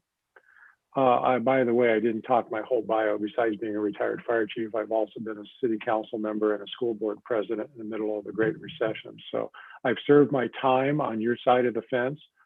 And what we recommend our clients, and what my city council did coming out of the recession, is those multi-year strategic funding plans help successive councils make integrated decisions. So you've got police and fire needs over, let's say, 3 fiscal years. You have to remember those in concert with Parks and Rec or street repair or the other operations you're running. So I think to the degree you have master plans driving at least 3 to 5 year needs, then every time you balance an individual budget, you're not just going with the hot item du jour. you're going in concert with multiple master plans for your most expensive departments. And no, I totally agree with the city manager. Some of our recommendations are no cost. Many of the police technical ones are reshuffling positions. It's improving data accuracy where possible, the recruitment headache aside. It's tuning up your complaint and investigation procedures for public transparency. Those are no cost items. They're just best practice improvements on an already good system.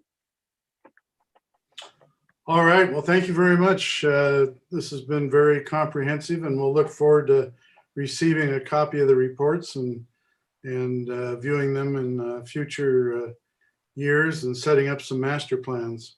Mayor, if I may, what initiated these reports? First of all, they're excellent. I appreciate the proactivity of both the fire and the police chief and Jamie and other city managers.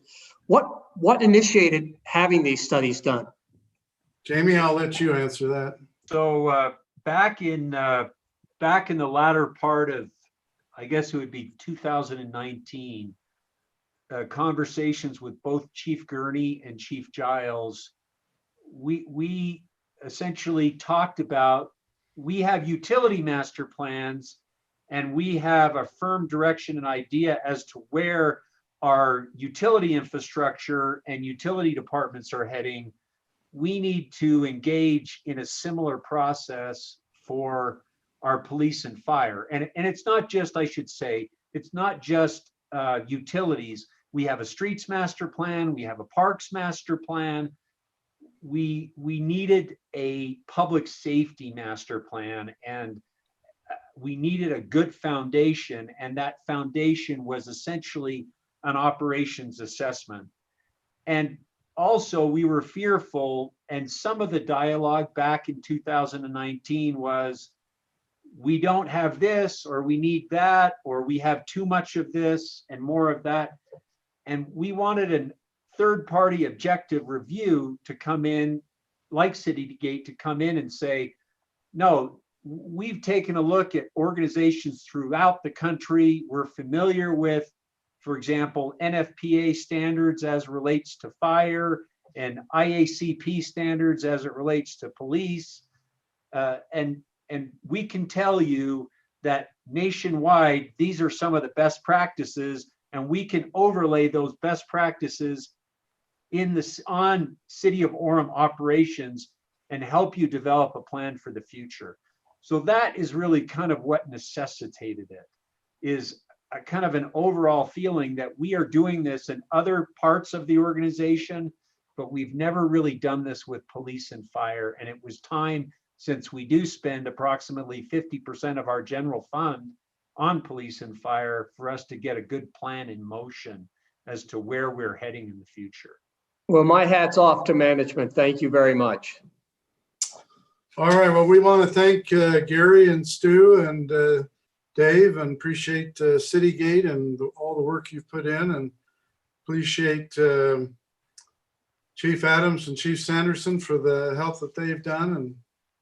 And this gives us a good roadmap for the future. So Mayor, just by way of a reminder, we will make, obviously, these reports, and I think they were included in your agenda packet, but we will also load these reports on our website, and they will be available for all to review and see, consistent with all of our other master plans. okay. All right. Thank you. Appreciate it. Let's go ahead and move on our agenda then. We'll next go to our fiscal 2022 budget, revenues and compensation. And our presenter is Brandon Nelson. Thank you, Mayor. This will be our first presentation, starting our budget process. Let me share my screen here real quick.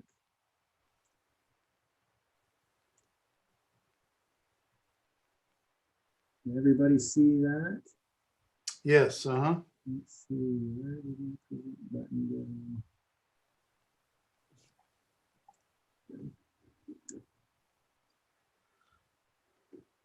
Okay.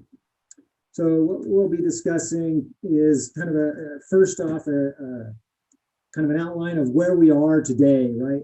As of right now. to just give a general idea of how things are. And then follow that up with looking forward to our fiscal 22 budget and what we kind of anticipate.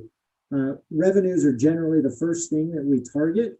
Obviously, that kind of tells us how much the expenditures that we have, and if we have available money to do various projects or if we don't, and what kinds of changes maybe need to happen, either reevaluating what we do on the revenue side or what we do on the expenditure side.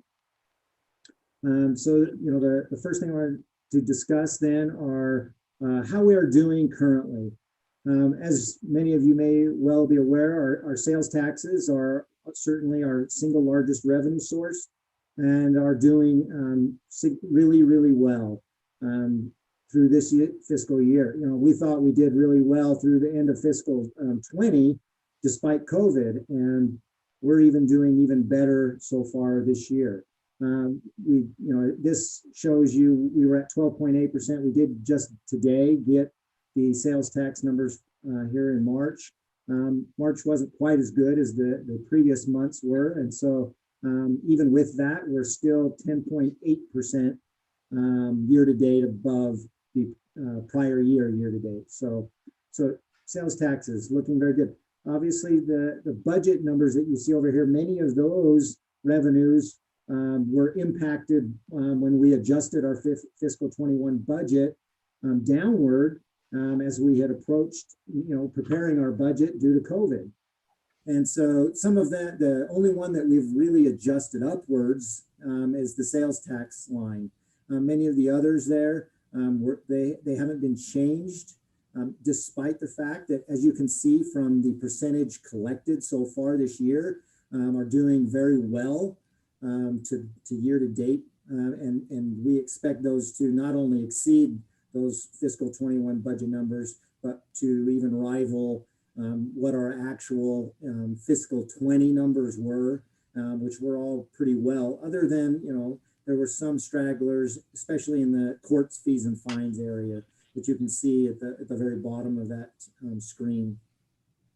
So, Brandon? Yes. I am aware in talking with Judge Parkin that a lot of the trials and jury processes, et cetera, have been delayed due to COVID-19. So I think that's part of the reason. Yeah, and you have warrants. So warrants, the delay in going out and doing warrants has had an impact as well. So there are various components there that affecting that court fees numbers. So one last question: do we know, is the amount of burials occurring at the cemetery up considerably over previous years? It is. I don't know how to quite answer as to why, but it is. Let's see if I can. I don't know if I kept that up. No, I didn't. It's obviously doing better than budget, and I'm not sure. I'm trying to look. Yeah, we didn't actually even lower the cemetery fees for COVID. So that number is what we normally would have expected to receive on a year-to-year basis, that 805. So it's obviously, and we're 835 year to date. So it tends to tell us that for whatever reason, things are going well. It may be the new area within the cemetery has prompted some people to purchase lots, burial lots, etc. So, well, hopefully it's not the amount of people dying in Orem from COVID. Let's hope that is the case, right? Mayor, this is Chris Shirky. If I could answer that too, Sure. In our master plan that we did look at population information and mortality rates and things like that, and as we have the baby boomers starting to approach this point in their lives, I think we're translating that to, or correlating that with that population. Okay. That is going to increase over this next several years. Yeah, that would make sense. Yeah, I pulled up our year-to-date revenue report, and historic or last year, fiscal 20, we were at $568,000 at this same point. So pretty pretty significant, even comparative to prior years. On the sales tax, where the government has given stimulus checks to the populace a couple of times, and where money has been fed into the businesses within the city, I think a lot of that goes into spending by the populace, and I think that could help explain part of that reason.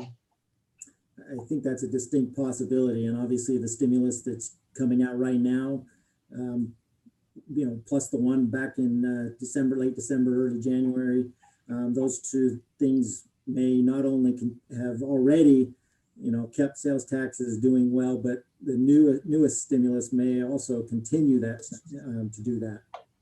And last year at this time, we thought that our sales tax revenue might go down by 20%.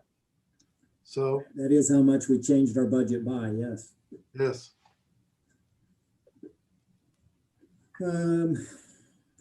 Let's see. So this chart just trying to give everybody a reminder, update of generally where do our major revenue sources come from, in a visual arena. As you can see, sales taxes from major revenues isn't in total. It's just of the major revenue sources. Sales tax is a major part of that, and you can see the other components there as well. Just to give an update as to where do those, since sales taxes are such a big deal and of such great importance to the city from a budgeting perspective, where do those sales taxes come from? And you can see here that fiscal year 20, and it changes a little bit from year to year, but not significantly.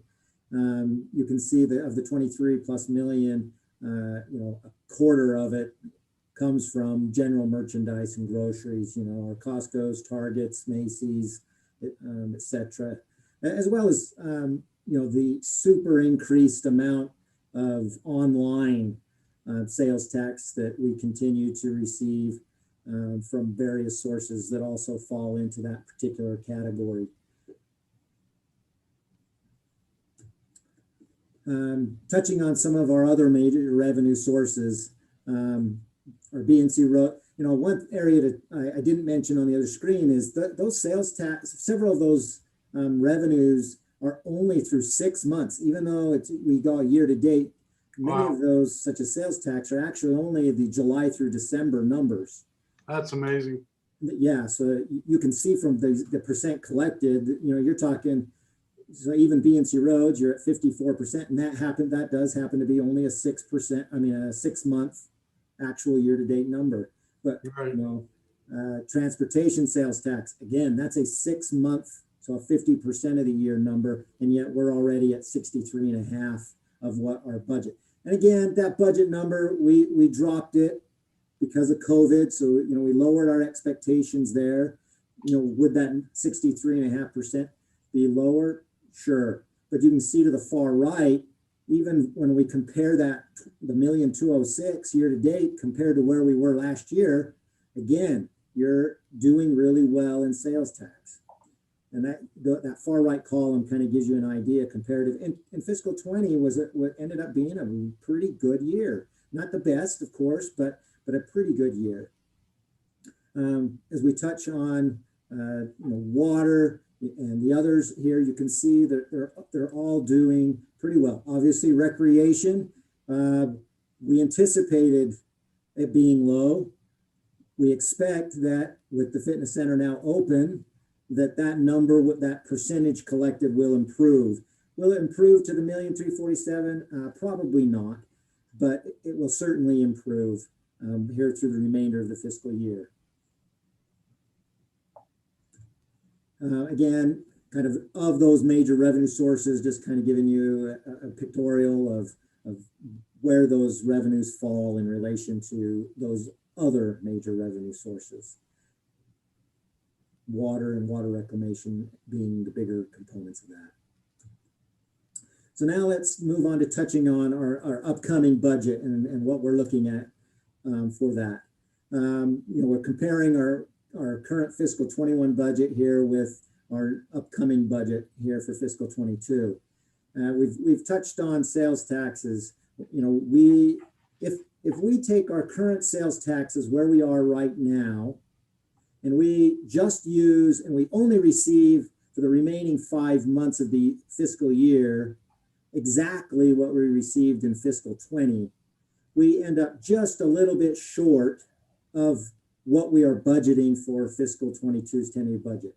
Now, obviously we tend to budget conservatively in our sales taxes, of course, and we don't know exactly what will happen. We talked about the stimulus. There are other areas where, well, maybe there's some things related to businesses that may impact sales taxes as well. So we have budgeted a little bit more than perhaps we maybe expect from our fiscal 21, but at the same time being a little bit on the conservative side of that. Other areas, you can see franchise taxes continue to just be very mediocre from year to year. Not much of an increase or a decrease from year to year. Our building permits, I want to touch on building permits. That 763 number is kind of what our base, if you'll recall how we budget for building permits. We don't budget necessarily what we think we're going to get, but we budget a base, and then anything that we get over that. Now the 1,414,000 is what we lowered our building permits base. So there is a bit of an increase there in building permits, and we'll be continuing to monitor and look at what we want to budget in that category. Our licenses, which include both business licenses and the new landlord license. Business licenses, again, we reduced that considerably due to COVID, as we thought many of the businesses were going to be impacted. However, it has not turned out to necessarily be that case, and business licenses have been doing very well. As I guess many of the businesses we thought were going to be going have not, or a shift in what kinds of businesses there are. And so we've continued to go ahead and budget a healthy business license, as well as the continuation of landlord licensing as well. So Brandon, Yeah. one thing I was going to say, I've noticed a lot of businesses being started up by entrepreneurs that were affected by COVID job market. And then I've seen a lot of businesses coming to Orem, restaurants, other businesses. We've had a lot of interest from businesses outside the city that want to locate here. So. Yeah, it's been very encouraging. That's bigger. Sometimes that's a big key in helping us identify, what we might expect. Is obviously if licenses are going down, you might expect that there's going to be an impact there. So yep. It's been a positive indicator. Well, and the nice thing is we have a large big box store, anchor store coming to Orem, to our mall, which I don't hardly know of any mall in the country that has a new big box anchor store building a building at their mall, but we do with Dillard's coming in, and that will present a case for additional sales taxes. You bet. I mean, obviously that's what we hope and anticipate. And you can see at the very bottom, court fees and fines. We've increased our expectation here for fiscal 22 as they start moving into how are they going to handle this backlog of cases and getting going, but realizing they're not 100% sure how they're going to take care of that. And so in talking with Jody over at the court, we've kind of settled on this kind of a somewhat conservative, maybe area where we're going to hope that somehow they're able to figure that out and be able to push through that. But in the meantime, we're going to be a little conservative on that. Touching again on some of the other major revenue sources that we have. You know, we expect our road funds to continue to increase as people are going to be wanting to get out and about and doing things after this year of COVID. The transportation sales tax revenue, obviously we because of sales taxes, transportation sales taxes are going to generally follow how well our regular sales tax does. And so we anticipate that doing obviously much better than the $1.9 million we budgeted, but even doing better than we might have budgeted otherwise. And then, you know, we've had many discussions obviously about our enterprise funds. Water revenues, you can see the reduction that we anticipate in relation to the bonding that we are going through right now, and the effect of reducing the tier rates and freezing the base rate, and what impact that has on we expect that to have on water revenues. Water reclamation revenues, some of those, for instance, let's see here if I can get to my notes. So, you know, water reclamation revenues have been impacted to some degree by an actual reduction in consumption charges. And so the 12,745,000 we expect here in our actual fiscal 21 to be in the 12.5 area. So that change in our that freeze in our base rate for the new hybrid situation, you know, we expect that consumption will hopefully level off and be right around that same revenue amount. Stormwater, obviously you see the increase there. We are anticipating an increase of 20 cents per SU for our stormwater, and that's the impact you see there in the increase in stormwater revenues. Recreation revenues, obviously with a new fitness center opening, we expect great things. And so our revenues in that area are significantly higher. And then solid waste, I believe, and Bren maybe can speak to this, but I believe there's also a rate increase going to happen with our solid waste charges, covering any increases in relation to our hauler. So Brandon, one thing I wanted to bring up, our B&C road revenues and our transportation sales tax revenue, those together equal 5.5 million. And the cost to maintain our roads within the city of Orem has been usually around $5 million. So we're fully funded for that, plus about 10%. And that's really important to have those revenues so that our roads are in good condition for commerce and people to drive around on. One of the cities to the north has had a very tough time with their road funds, and many of their roads, are having problems where the roads are not in good condition, the sidewalks are not in good condition, and we're very lucky to be fully funded now, which we weren't for many years, but we are now. Mayor, this is Jamie. Can I just maybe introduce a cloud into this whole discussion? Sure. Just a couple of things to consider as related to road revenues. Those B&C road revenues are essentially based on a certain charge per gallon that the city receives. In addition to that, transportation sales tax revenue is a sales tax based on the cost of gas.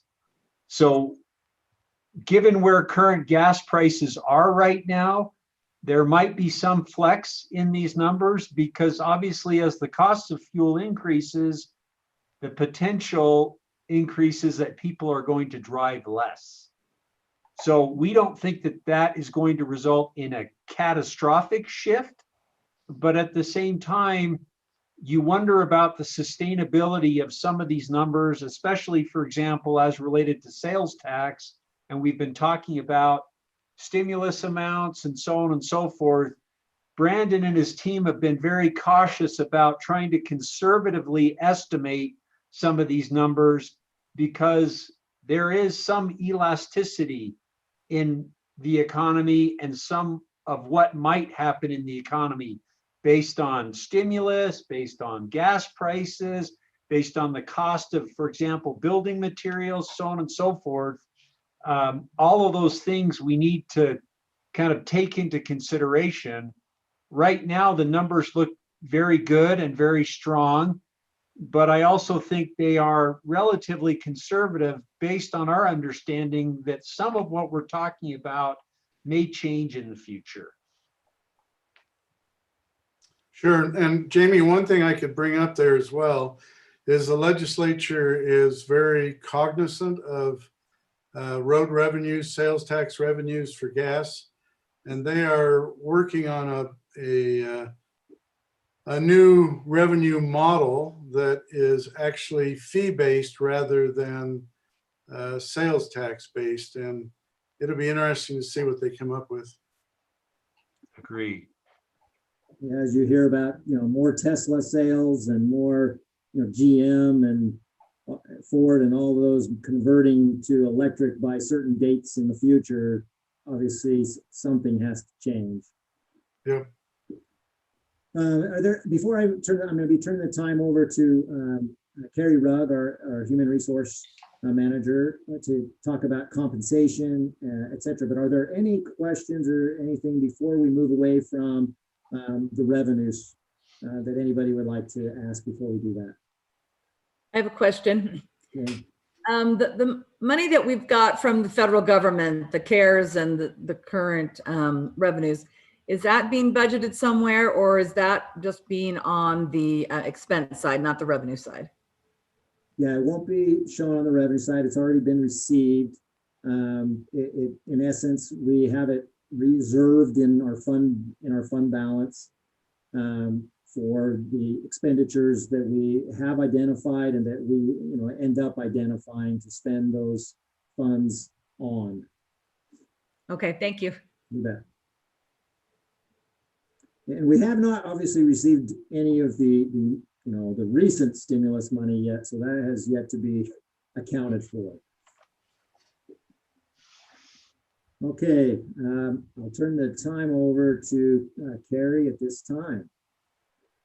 Thanks, Brandon. Do you mind just keeping the slides up? And Most certainly will. okay, thanks. Okay, so we're going to talk about compensation and benefits, what we're projecting to request for this new budget year.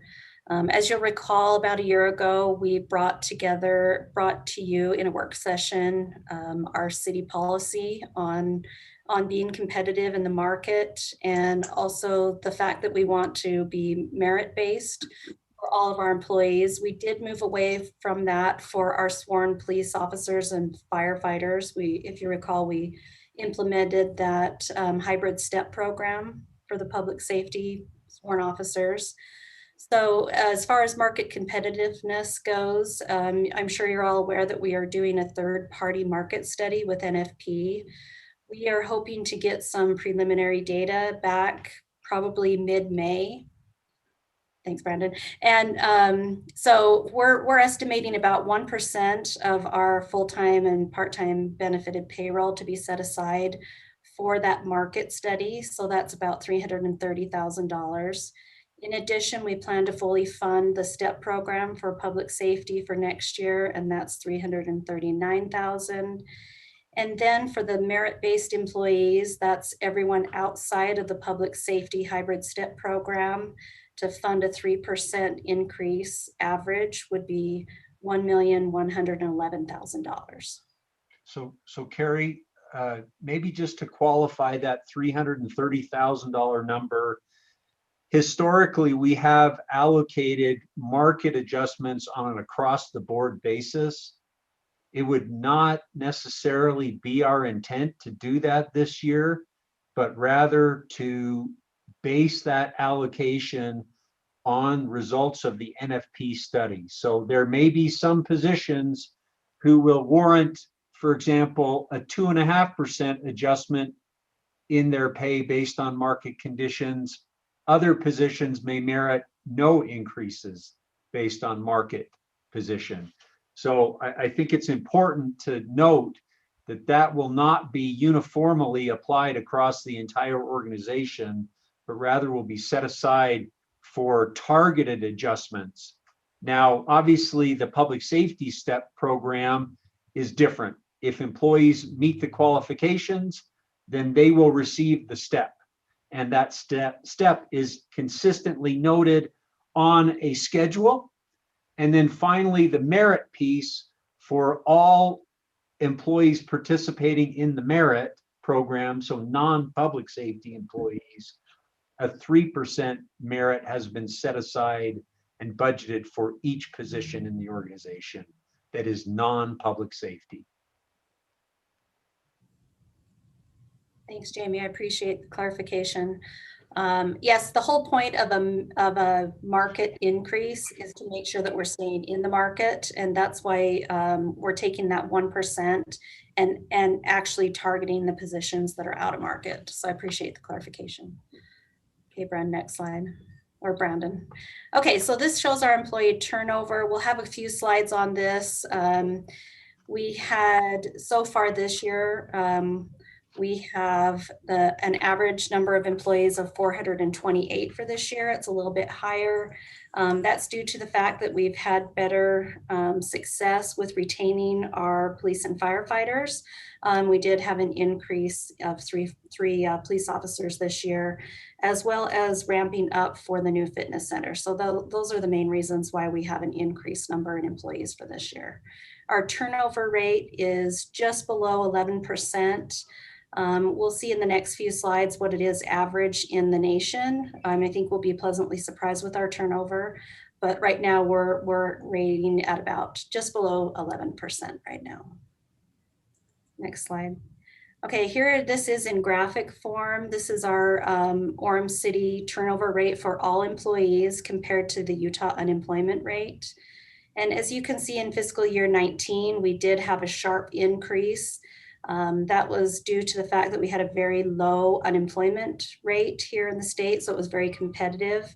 But as you can see, as the unemployment rate goes up, turnover rate should come down, so we're trending in the right direction. We've also had great success with our public safety hybrid step program, and that's been helping us keep our turnover rate lower this year. Then we broke it down to turnover by reason.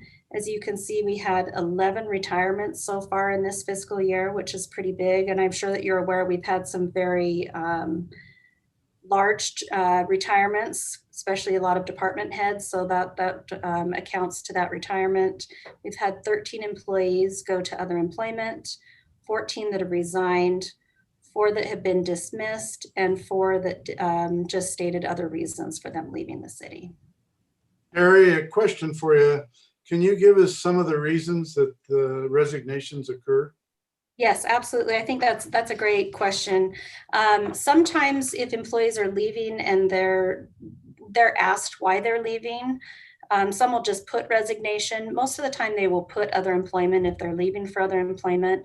If it's for a medical reason or they are separating in lieu of termination, so they're voluntarily separating in lieu of termination, that would be under resignation as well.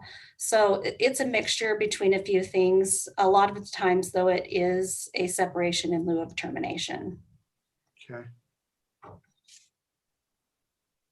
And we broke it down by department so that you can see which departments are having the largest turnover. Just remember that our larger departments will have higher numbers, but they are also a larger department, so that's something we'd expect to see. Public Works has had the most turnover by number. The fire and police sworn officers are both at 9. On the fire department side, that does seem a lot higher than what we've seen in previous years. But I looked at the reason why we had so much turnover in the fire department, and that's because we had 5 retirements, we had 2 resignations in lieu of termination, and we had 2 employees leave to go to departments that were closer to their home. So in this fiscal year, we haven't had any employees leave in the fire department due to pay. So that, I think that's great news for us. Any questions?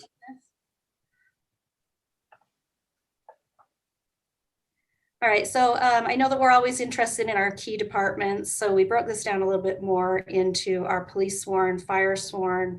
We also wanted to look at development services, public works, and then we combined all the other departments together. We did have that higher number in the fire sworn, but again, that was due to a lot of retirements in the fire department. And then public works is at 10%, which is actually, we're trending lower than we were last year, so that's good news. And in our police, I'm really excited at how low our trend is for our sworn officers in the police department too. And then on the, oh, sorry. No, I was just gonna say, that's great. We're pretty excited about that. And again, I think that has a lot to do with the new public safety hybrid program that was laid out by you all. So we appreciate that. And then the yellow bar at the bottom talks about from the Bureau of Labor of Statistics. That's the average percentage of turnover. So for this year, it's trending at 24%. And again, we're below 11%. So we're really happy to see that our turnover is much lower than it is state and locally. So we're happy about that. Okay, again, I'm sorry, there's a bunch of slides about turnover, but I know that's something that's really important to all of us. So it shows police and fire and then all of the departments. And then again, our turnover rate. Our police turnover rate is almost half, trending half of what it was last year in the last fiscal year. So we're really happy about that. And I think we'll also see the fire department turnover rate for this next fiscal year will be significantly lower because we won't be having as many retirements. And this is in graphic form. You can see from fiscal year 11 to the current fiscal year as of March 15th. Looks like we've had a sharp decline in turnover in the police, like we talked about. Fire has had the increase because of the retirements, and all the other employees is trending downward as well. So for fiscal year 22, we're going to be talking about total compensation, where we are estimating that we'll see an 8% increase in our premiums for benefits. So that is a total cost of $374,000. Just so that you're aware, the biggest driving factor of that is medical insurance, and that's just the way our market is right now for medical insurance. Anything below 10% is a pretty good target for us. So we're hoping to be about 8%. There aren't any other increases. The best news to share with you is that URS just completed their finalized rates for the new fiscal year, and none of the rates went up. So we don't have to project any additional costs for that. So Carrie, sometime I'd be interested to see a chart of what the health insurance increases are for each year for like the last 10 years. Of course, yeah, I can put that together. Okay.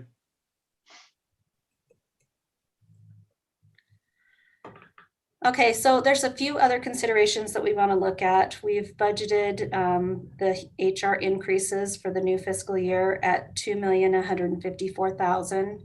Some things that we want to take into consideration as we move forward is that we've got flexible and seasonal pay that may need to be adjusted. The market is really good right now, especially for custodians. I think with the rec center as well, I think it's just very competitive. So we might need to look at making some adjustments to our flex and seasonal ranges. And then there may be some unintended costs to the public safety hybrid step program that we haven't anticipated. We don't think that that's something that we need to worry about, but we also want to keep that in mind. And then once the third-party compensation study comes back from NFP, we have given you an estimate, but until we get the study back, we won't know exactly what those costs will be.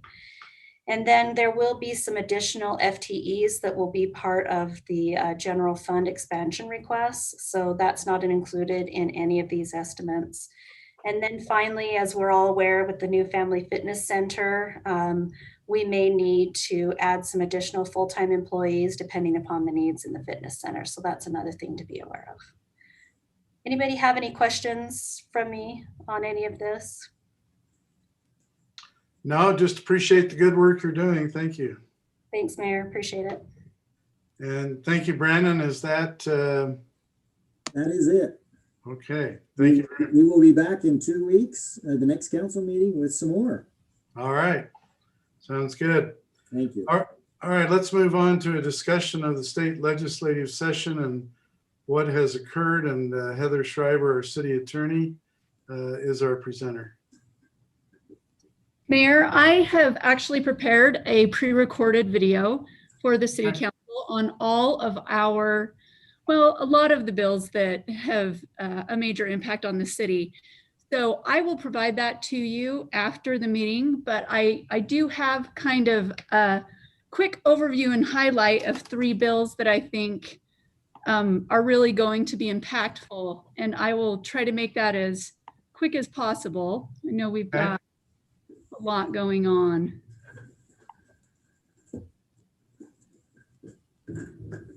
Okay, so on March 5th at about 11:59, the 2021 general session of the Utah State Legislature came to a close.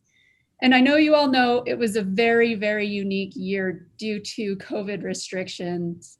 A lot of the public's access to the building and the facilities up at the state legislature were limited. A lot of the committee hearings and people who testified at those committee hearings did so via Zoom and other electronic means. And honestly, a lot of the lobbying efforts that were done this year were done via email and text message. Notwithstanding the unique circumstances, our legislature still requested 1,216 bills. They numbered 767 of those bills, and then they passed 502 of those bills. So, you know, I think each year we see our legislature proposing more and more laws and regulations, and it looks like COVID didn't really slow that down this year. So I remember when Becky Lockhart was the Speaker of the House, and she was complaining about 400 bills being proposed that year. Yeah, you know, Mayor, it is like drinking from a fire hose every single year when we go up there, and it's quite interesting because, you know, there's a lot of work that's done in the interim sessions, especially this year. I mean, I'm trying to think. I think there were 4 special sessions this year. Could have been 5. But yeah, the state legislature is very active, to say the least, and continues to be more active each year. So I'd like to highlight 3 important bills that passed this legislative session that directly impact the city in the areas of transportation, general governance, and public safety. So the first bill that I'd like to speak to you about is HB 433. It's amendments related to infrastructure and funding. And this was Representative Schultz's bill. I'm sure you've all heard about it. It's a fantastic bill for the city of Orem. The legislature has allocated about $1.2 billion for transportation infrastructure projects throughout the state. And both Orem's 1600 North and Geneva Road expansion projects are going to receive a portion of this funding through the Transportation Investment Fund process. And they will be fully funded through that process.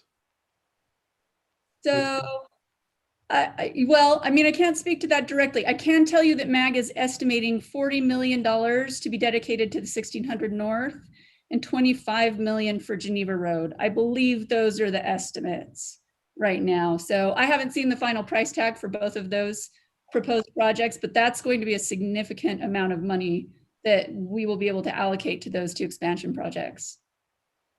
And just so you know, the city actually hired 2 professional lobbying firms to work on this bill, GTC Consulting and Paul Rogers and Associates. And I believe these firms will be presenting their efforts to the city council at a later date. But I think looking at those numbers, the money that the city spent to engage those professional lobbyists was probably money well spent. So general governance, this is another bill that will positively impact the city of Orem. The legislature passed HB 128, and that is local accumulated fund balance amendments. This bill allows the city to increase its local accumulated fund balance, or its rainy day fund, from 25% to 35%. So this is just going to let Orem sock away even more money to deal with unforeseen issues that might arise.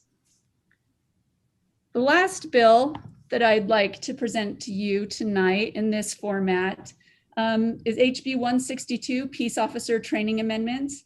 And this bill actually dovetails really well into the discussion that we had in Citygate regarding police training and the suggestions that were made for our police department.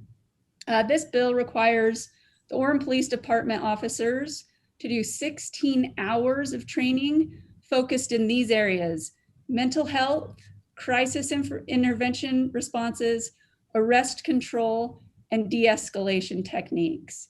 So the standards for the training will be determined by our police department and approved by the state.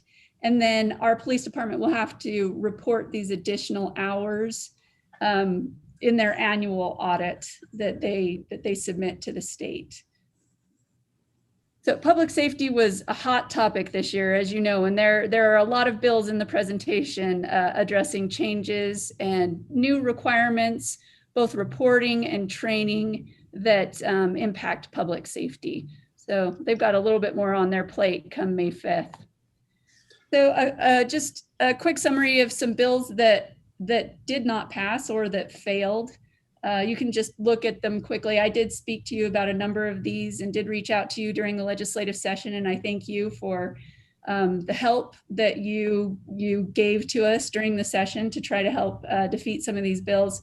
The two that jump out to me, of course, are the two billboard bills that were defeated. Those would have, I think, changed some of the major corridors, the way they look in the city of Orem, and that was a team effort, and it was nice to see that those bills didn't pass. So again, this is just a small sampling of the bills that directly impact the city. And again, if you'd like more, I do have about a 20-minute video that I will or Stephen will send to you, so you can watch it on your own time. And that's all I have for now, Mayor. Thank you. Well, thank you, Heather. Appreciate your good work up there. That's not always easy. Mayor, can I just add, Heather's role up at the legislature has been invaluable to us as a community, but also to a broader Utah League of Cities and Towns effort. She has spent almost, every day of that 45-day session, she was engaged in some legislative matter. And I think she is worthy of just recognition and appreciation for her efforts. Also appreciate Bren and his efforts as related to the legislature. This was a difficult session, as Heather has identified, but they really did a fantastic job and very appreciative of their work. And the success that we had doesn't just happen, it comes from the good work of others. So, notably Heather, Bren, and those that we hired to assist us. And Mayor, also want to extend appreciation to you and to our state legislative delegation, especially people like Senator Bramble and Representative Val Peterson, who are champions of our transportation efforts and who really helped us and brought home the money we need to build these projects. So special appreciation to you, Mayor, and to our state legislative delegation. You bet. Thank you, Jamie. It's been a wonderful year when it comes down to transportation funding. So let's go ahead. We're running short on time. Let's move on to our agenda review. We have the Natural Resources Stewardship Committee Annual Report. Do we know who's presenting that tonight? I think Quinn will be doing it. Okay. But I'm not for sure. I know he prepared, and maybe Sarah will probably help him too. Okay. Then we'll go on to our personal appearances. We have approval of meeting minutes. We have a resolution under the consent item for an interlocal cooperation agreement between Utah County and Orem City for the administration of the 2021 municipal elections. The document reference on that has been changed, and I just wanted to read a little bit of the new resolution for the council to approve or disapprove. It states a resolution of the City Council of the City of Orem authorizing the execution of an interlocal agreement between the city of Orem and Utah County. Specifically, it states, now therefore be it resolved by the City Council of the City of Orem, Utah, as follows. The City Council hereby authorizes the mayor to execute the interlocal agreement between the city and Utah County, a copy of which is attached here to as Exhibit A and by references incorporated herein. This resolution shall take effect immediately upon passage. All other resolutions and policies in conflict herewith in whole or in part are hereby repealed. Is everybody okay with those two items on the consent items? Yes. Okay, hearing no Yep. nays, we'll go on to our scheduled items. The first one is a public hearing resolution on CDBG projected use of funds for CARES Act funding and for a substantial amendment to the 2019-2020 annual action plan. I don't know if Ken or Kenna Joe are here. If Mayor, not, they're not on the call, but this is okay. just kind It's of the same as continuing we've done our before. Yes. yeah, continuing our march on this CDBG coronavirus money. So 9.2 on scheduled items is a fence modification resolution. The applicant requests approval for a 6-foot Simtech fence between their commercial property and 2 residential properties. Jason is the presenter. Jason, anything you want to bring up?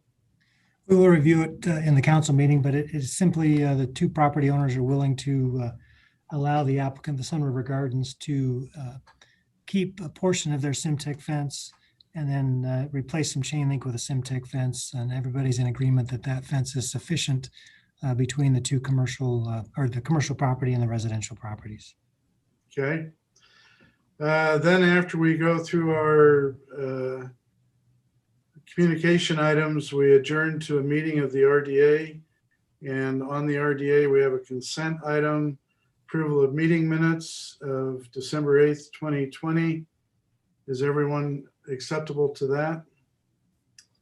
Okay, then we have an RDA scheduled item, amendment to the participation agreement with University Shopping Center LC, and a resolution authorizing the extension of the collection of the tax increment for 2 years at the University Place Community Development Project due to the COVID-19 pandemic emergency.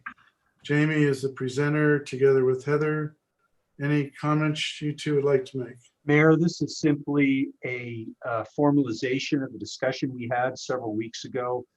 Obviously, the legislature passed SB 6001 that allows us this opportunity to extend the duration or term of an RDA, not the amount of the RDA, the specific community development area for University Place. Woodbury Corporation has made this request. The resolution would formalize that action. Okay.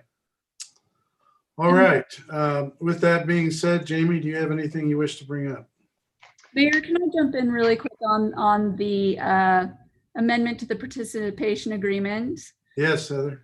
I was just contacted by Woodbury Corporation and they are asking for a change to the signature block that's attached as an exhibit to the resolution. So there will be a modification to that before you sign it. But again, it's just a clarification as to which party is signing on behalf of which entity. Okay. All right. Thank you. Jamie, anything you'd like to bring up? Yes, thank you, Mayor. A couple of things for your information. You may be familiar with some barricades that we have around the north part of our public safety building. I believe I communicated to you already, but we actually had a fuel leak. We had a specific junction box that is associated with our emergency generator. We had a fuel line that disconnected, and we actually ended up dumping some diesel fuel into the ground. And so we have over excavated that site, and we are in the process of putting things back together. We estimate that we have or will need to pull between 600 and 1,000 tons of material out of that area, and we will take it and landfill it in a obviously a specialized area of the landfill that can take contaminated soils. One of the concerns that we have with this particular junction box is there is a fuel line attached to this junction box that extends to a common tank that is shared by both public safety and the city center. Those lines in the ground that connect to that tank are approximately 20 plus years old. And so we still have some potential work to do. We need to pressure test those lines to ensure that they can maintain and continue to serve the public safety building. If they pass the pressure test, then we will hook up the connection once again at the junction box. If not, it may be necessary for us to dig up those lines from the junction box to the actual diesel tank. So that will require a further effort on our part out in the common area there, and may require us to bury a new fuel line in the common area there. Obviously, we don't know exactly what precipitated the break in the junction box or with the fuel line. It could have been the earthquake we had last year. It could have been just the overall failure of the line over time. But we believe we have that situation under control, but it is going to take us a while to put things back together.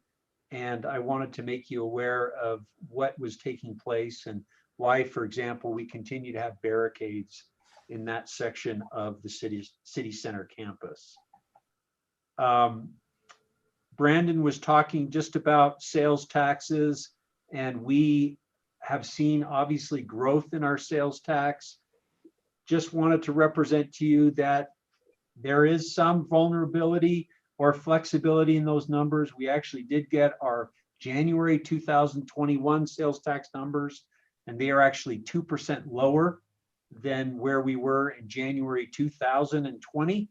So just wanting to reinforce that while we continue to see growth in sales tax, there is limited predictability as to how we're going to fare in the future. We think we're going to continue to positively grow, but that is not a guarantee. Also want to touch base with you on where we are in relation to Community Park and our tank project. As you know, we have continued to explore the idea of locating the water tank to the east of the original site that we proposed. We are actually looking at a couple of options. One option has the tank being built underneath the current Mountain View baseball field. Another proposal we're evaluating has the tank being constructed north of that baseball field. We also are hearing from at least one of the neighbors who is maybe stepping back and saying, hey, it might be a good idea if we actually go back to the original suggested location. She has now kind of come to the understanding that potentially if we build a tank right behind their property, that means that there will never be anything built behind her property in perpetuity. So she's looking at that and has approached the city, or at least had a conversation asking the city to potentially revisit that question. At the same time, we are having, we've received communication from Mr. Farley, and he has represented to us that there might be some level of negotiation available in the purchase price of that property. So things continue to be relatively fluid in this discussion. We haven't landed on a specific solution as of yet. What I will represent to you, though, is that whatever we do in terms of relocating baseball fields or softball fields or whatnot, there could be a substantial cost associated with one of those options, specifically relocating fields. And so we are continuing to evaluate to see what is the best option, not just for the surrounding neighborhoods, but also from a cost perspective. You know, ideally, we are looking to minimize the cost that we would incur outside of construction of the tank. And we are going to plan to bring some options back to you in a future meeting so that you know exactly from a cost perspective what things are looking like and what the specific lay of the land is. In addition to the tank discussion at Community Park, there's also a well and a pump station associated with this project.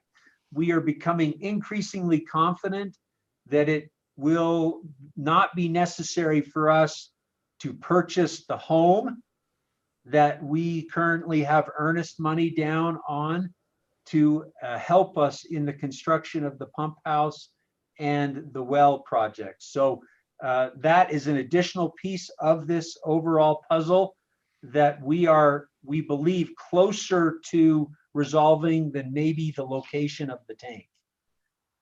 And finally, just on another related water issue, we also are actually putting together preliminary steps to construct well number 11. This is a well that is considered necessary to help offset some of the demand that comes from the northeast section of the city. And one of the properties, or the primary property that we are looking at right now, is property that is just due east of the Wiggy Wash along 1600 North.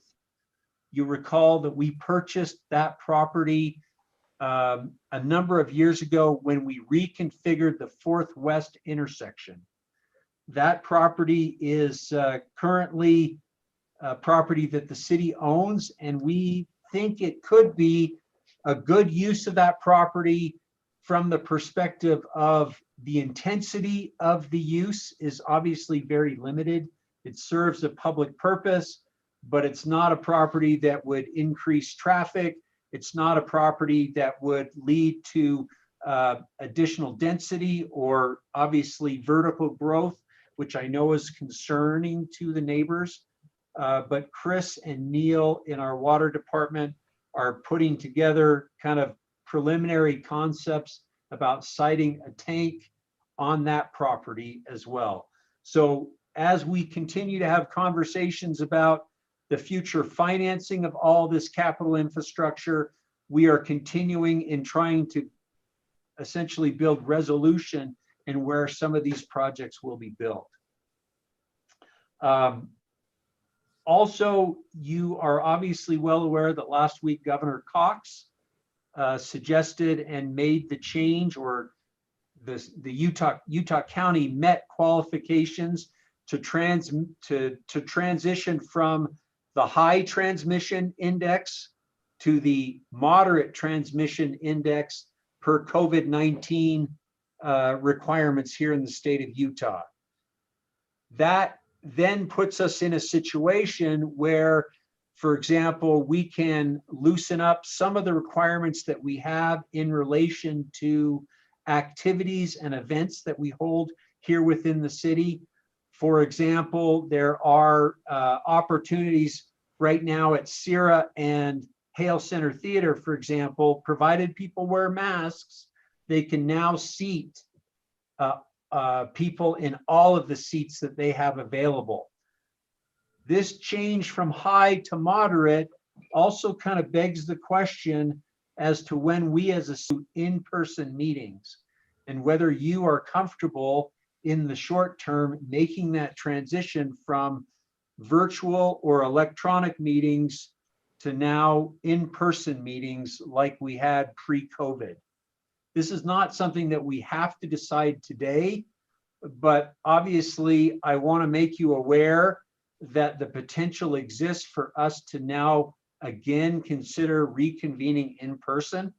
Our next scheduled meeting is April 13th, which is actually 3 days after the legislature has passed a law that would potentially remove the mask mandate statewide, provided the state met specific criteria as related to COVID-19. Right now, we are trending in a good direction where those limitations or those expectations could be met, and that mask mandate could very well be lifted by April 10th. So I want to put that conversation out to you so that you have an opportunity to consider a return to in-person meetings as early as April 13th. Jamie, one question I have with regards to that. If in fact we can sit together on the dais and they remove the requirement for masks as a mask mandate, does that mean then that we would be sitting there without masks next to each other? Okay, so that's actually an excellent question, and a conversation I had with Heather yesterday. You obviously have been reading about the state's mask mandate and lifting of that mandate, but there are many private organizations who have already come out and said, we are still going to require masks. So if you come into our facility, our store, our hospital, or whatever private business, we're still going to require you to wear a mask. As a subunit of the state, we don't necessarily feel like we can compel individuals to continue to wear masks.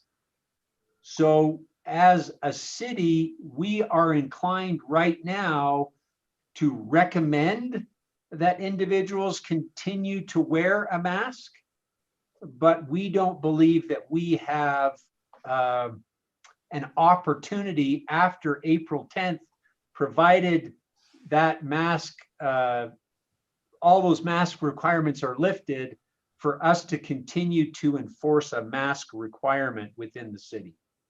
Sure, and that just begs the question, and not right now, but later I would like to hear from each council member if they're comfortable sitting together on the dais without wearing masks.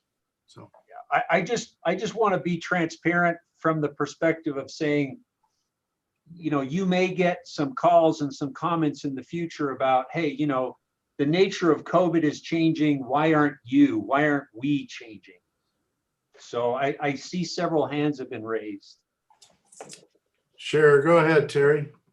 Oh, Mayor, just a suggestion with our new city hall or library hall, that might be a solution as far as city council meetings, where we can spread out farther away from each other. I mean, that might be a compromise. We'd have a lot more space, and people coming to the meetings would have more space as we're transitioning from one to the other. Sure, good suggestion.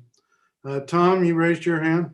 Yeah, and to add to what Terry said, when he and I discussed it, not only that, we'd be bringing public into our new showplace and they'd get to see it and come to it. But I know that Utah Valley University is still continuing requiring masks, and they're a subset of the state, Jamie, and they're continuing that at least through July. Yeah, I mean, we are mindful that there are a number of private organizations that are doing this. We actually weren't aware of public institutions, so hearing that actually is very helpful. We obviously understand that we are conducting the public's business, and so we want to be publicly accessible, yet we want to be safe at the same time. And frankly, we haven't heard yet what other public agencies are doing. Actually, UVU and your comment is the first that I've heard of a public institution continuing with a mask requirement. So I'd love to hear everybody's opinion later. I like Terry and Tom's opinion. I personally am not comfortable sitting on the dais next to each other without a mask, but we can all talk about that in the future. And Mayor, just one last thing, if I may. We had a fantastic weekend. Want to extend my thanks and appreciation to our recreation department and all of our staff who did just a fantastic job with the opening of the fitness center. To my knowledge, everything is humming along. Carl can obviously speak to that better than I can. but I'm just proud of our team and the way they welcomed the community back to our fitness center. I've spent now some time in there myself working out, and I was there last night at 6:30 and it was busy. And there were people obviously anxious to get passes and to get back into the swing of fitness and well-being. And so we're really encouraged and just appreciate your support, all of your support in coming and being a part of this, obviously this great opportunity to create obviously the next great legacy in the city of Orem in our fitness center and our library hall. Carl, any report you want to give as to where we are currently? Yeah, just echo what you've got. We appreciate the support. We had an incredible team. We had an incredible partnership with Method and Big D. I just couldn't be prouder of the entire rec staff and the entire city staff, because there isn't a department that I didn't ask a favor from. So just thanks, everybody. I've used your quote, Carl, several times about wet, dirty, and tired. Well, that came from Mom, but I appreciate you using it. And Mayor, we have yet to load up your slide video on YouTube, but you can plan to see it here by the end of the week. All right. Well, that was a wonderful grand opening. I want to thank Carl for all that he did. I want to thank Shar for all she did with the library hall. Really have to give a lot of thanks to Cure Construction, Big D Construction, and Method Studio. Those two buildings are beautiful buildings, and they're not like other buildings in other parts of the county. So we're really lucky. Let's go ahead and close our meeting now, and we'll start back up at 6 o'clock for our city council meeting. So we are adjourned.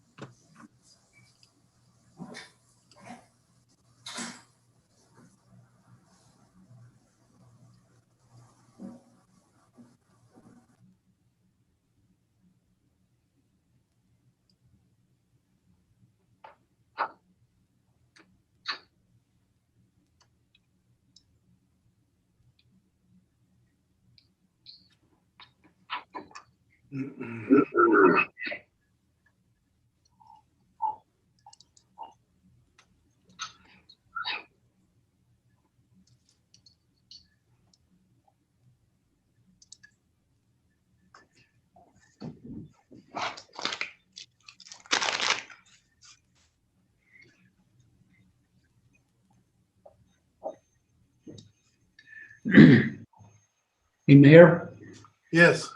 where's that city gate from? I cannot tell you that without looking on their card. I believe outside of Sacramento area. Oh, okay.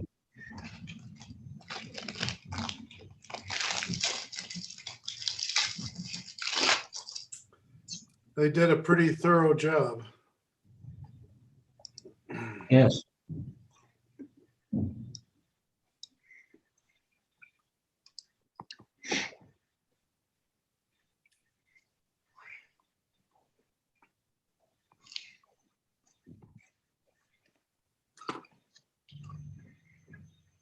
I don't know if we go to meetings on the dais, none of us can eat while we're in the middle of the meeting.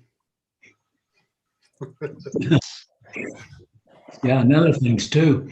Yeah, other things too.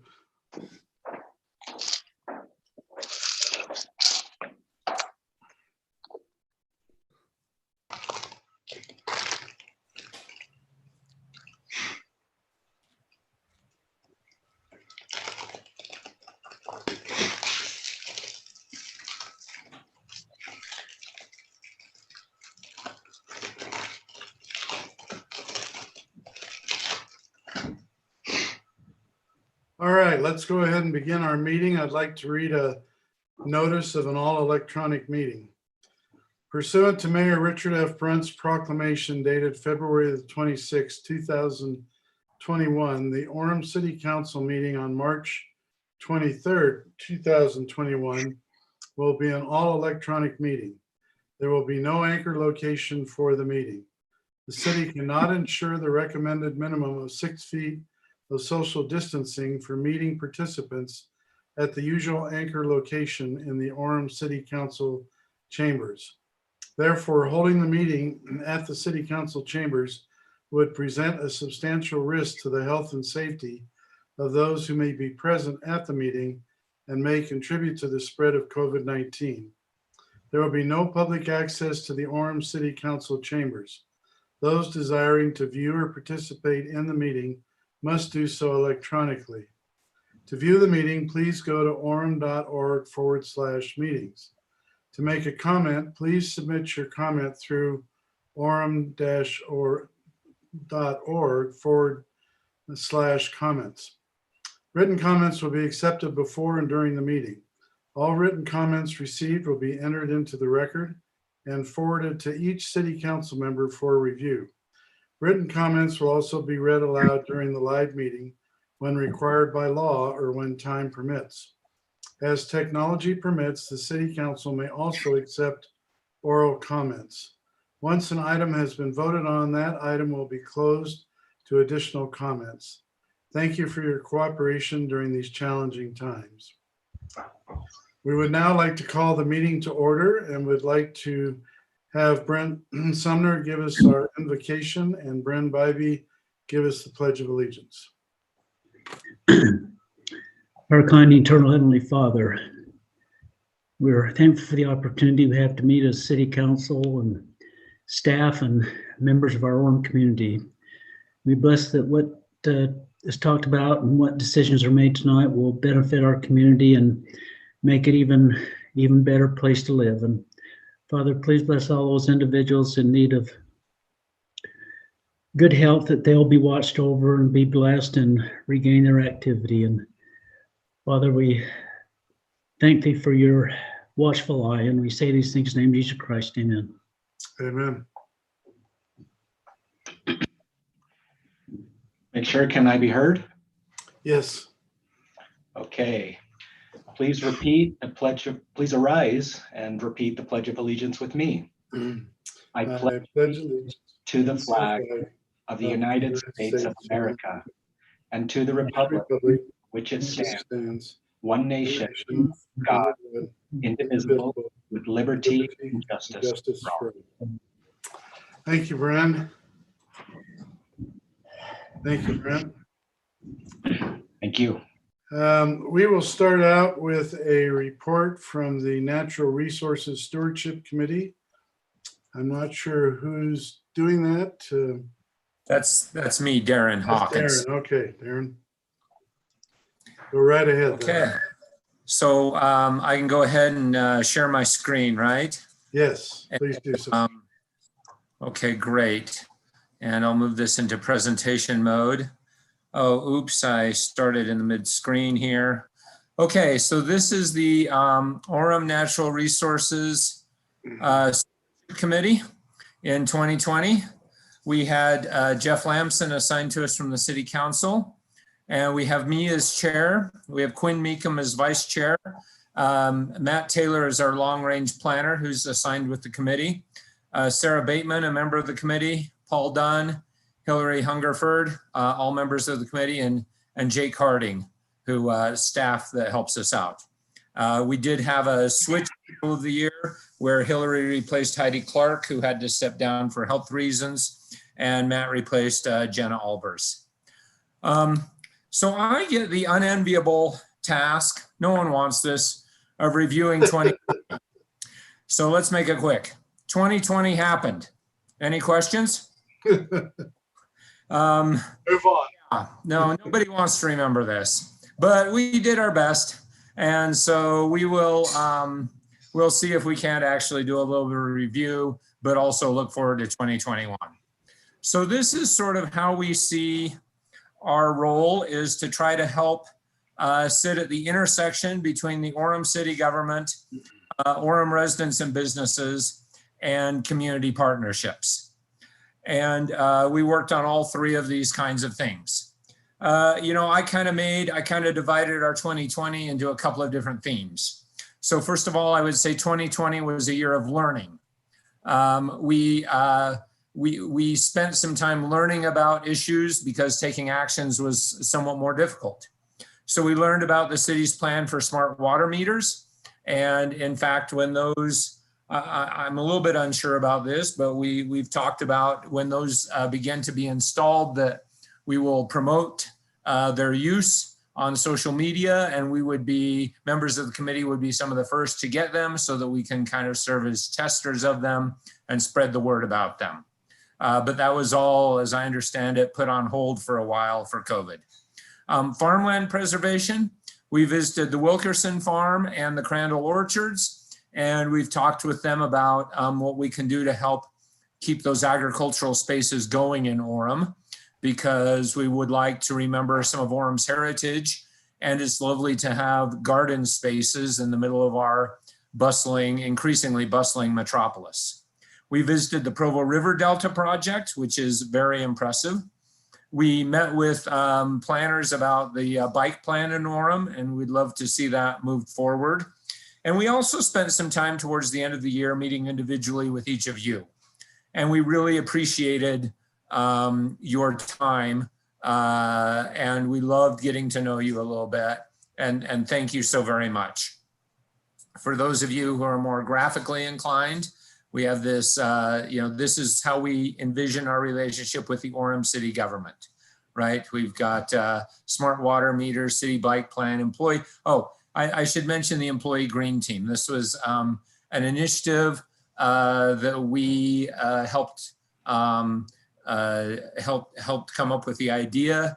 And I believe Matt has helped assemble a set of employees inside the city who are interested in promoting sustainable use of our natural resources and would be occasionally chatting about how best to do that.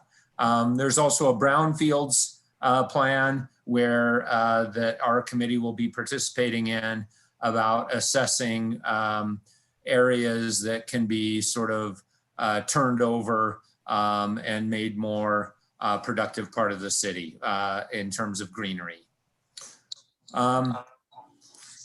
I guess I should pause and say, you know, if you have any comments along the way, I'd be happy to hear them. or I can just wait till the end. Maybe it's easier to wait till the end. I don't have a super long presentation here. 2020 is also a year of community building for us. As I just talked about, we reached out, and with Matt, we're able to help create this Orem City Green Team, or, you know, not create it. Matt was the one who kind of put it together under the direction of the staff and the leaders of Orem City. And we hope to be able to kind of cross paths with them and work together on different initiatives. We sponsored an Earth Day Youth Art Contest in the community. We've done that for a couple of years now. We always get lovely entries. We also did a lot of social media outreach, especially after COVID hit. We had a running theme of Orem Outside, and we invited community members to submit their outdoor experiences with their families and friends. And we got a lot of participation, actually. And maybe you noticed it on the social media feed from Orem City this past year, where we had, I think, weekly, we had an Orem Outside kind of post on Facebook and Instagram and other kinds of social media places. So again, right, this is how we kind of see ourselves as reaching out to Orem residents, where, oh, this was our winner of the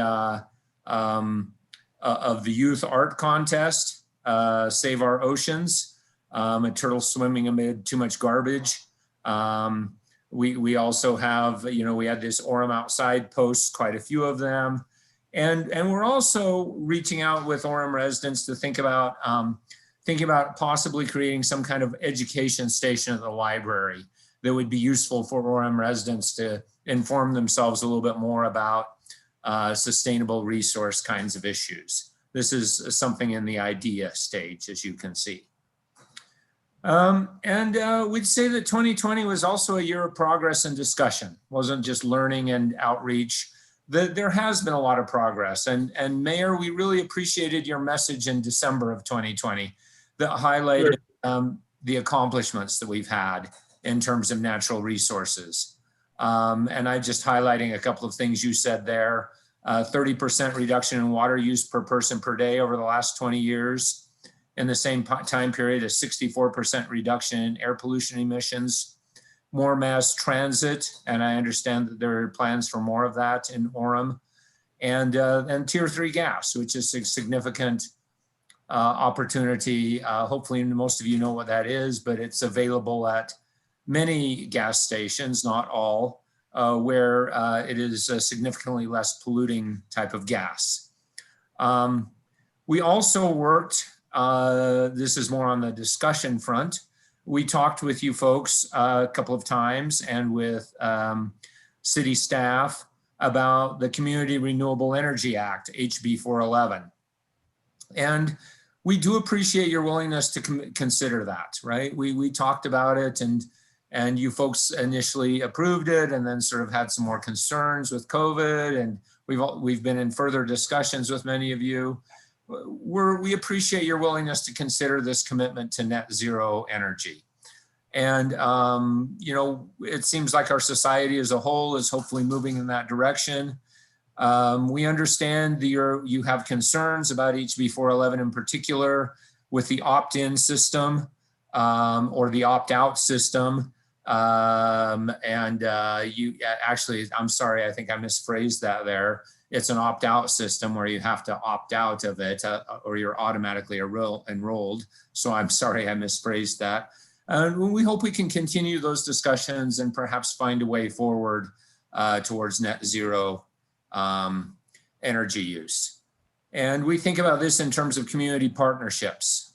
So we were talking with other folks about this kind of energy discussion. We talked with other counties and cities that are moving forward on this. We've talked with student designers about our education station idea at the library. I've told you that we've talked to city farmers, the Wilkersons and the Crandalls, about farmland preservation. And we also talked with the community of governments that's interested in improving transportation on the North Shore of Utah Lake. So what are our priorities in 2021? Well, it's going to be better. because it can't be worse.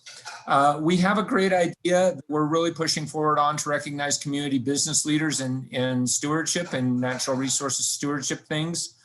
We've been working hard on preparing that. We're going to continue to work on agricultural lands preservation, promoting wise water use on social media. Would love to continue working with the city on the bike plan and brownfields issues. We'd like to keep pushing forward this library education station idea. We work with the city on outdoor recreation opportunities like a proposed playground at Timpanogos Park. We have an idea for a fall farm festival that would feature local produce. And we want to work with Orem City on the green team. Okay, so that's my presentation, summary of what we've been up to and what we hope to work on. And if you have any questions, I'm happy to have those. Any questions from the council?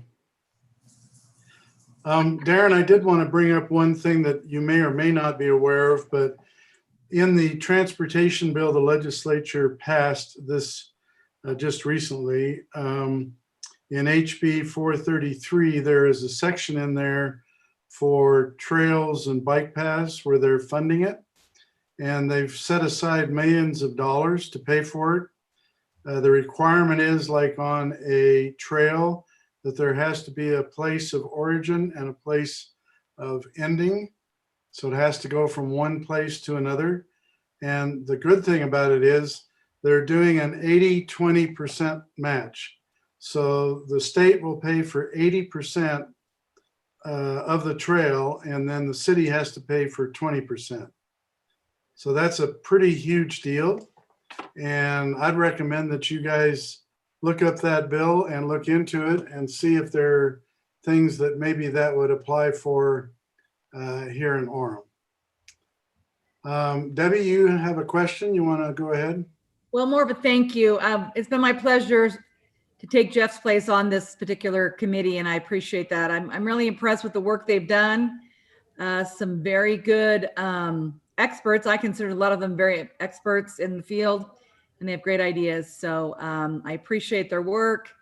And I know that they're working on some water marketing things on how to conserve water with kind of a movie thing coming up. So there'll be some pretty fun marketing to help conserve water, but just great work, great committee. I enjoy working with them. Thank you. Mayor, could I say something as well? Sure. I had the privilege of working with these folks, and I agree with Debbie. They're probably one of the hardest working committees you'll ever see. And I really appreciated their Facebook page.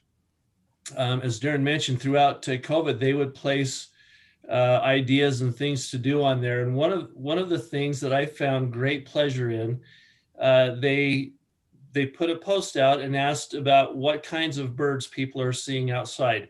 And so basically it was a way of people to get outside. This was, I believe, early spring, late spring or early summer. And it was so fun to see the response from the people in Orem, the different varieties of birds that they were seeing around town. And I found myself outside and paying more attention to that. But also just so many great ideas of things that you can do outside. And we all need to be outdoor more often. But if you're ever looking for something to do with the kids or the grandkids, visit their Facebook page. They have some fun ideas there. So thank you, Darren. It's great to see you again.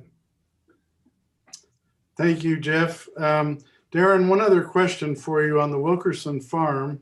So they have a benefactor who purchased the ground north of 2000 south in Orem, 14 acres, which is where they're at now. But the benefactor also went across the street and purchased 14 more acres to the south. I haven't seen that ground used for the public as far as crops or raising food or raising flowers or whatever. I'm wondering if you could check with them and see what their plans are for the 14 acres south of their current property across the street on 2000 South. I would love to do that. Thank you for suggesting that. And thank you for suggesting HB 433. That is very exciting to me. I love trails. I will look into that. And thank you, Jeff. We loved working with you. We really did. And we miss you. And Debbie, it's great having you. All right. Well, thank you for your presentation. Appreciate having you here. We'll now move on to personal appearances. Time is set aside for any personal appearances on topics that are not on the scheduled agenda. And we have 3 minutes for those who would like to make comments.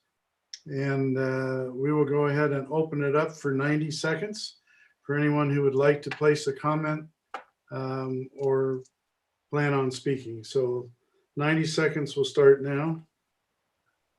And Mayor, I can read in while we're waiting, I can read in a couple comments. That'd be great. Go ahead. First one is from Lachelle Thompson.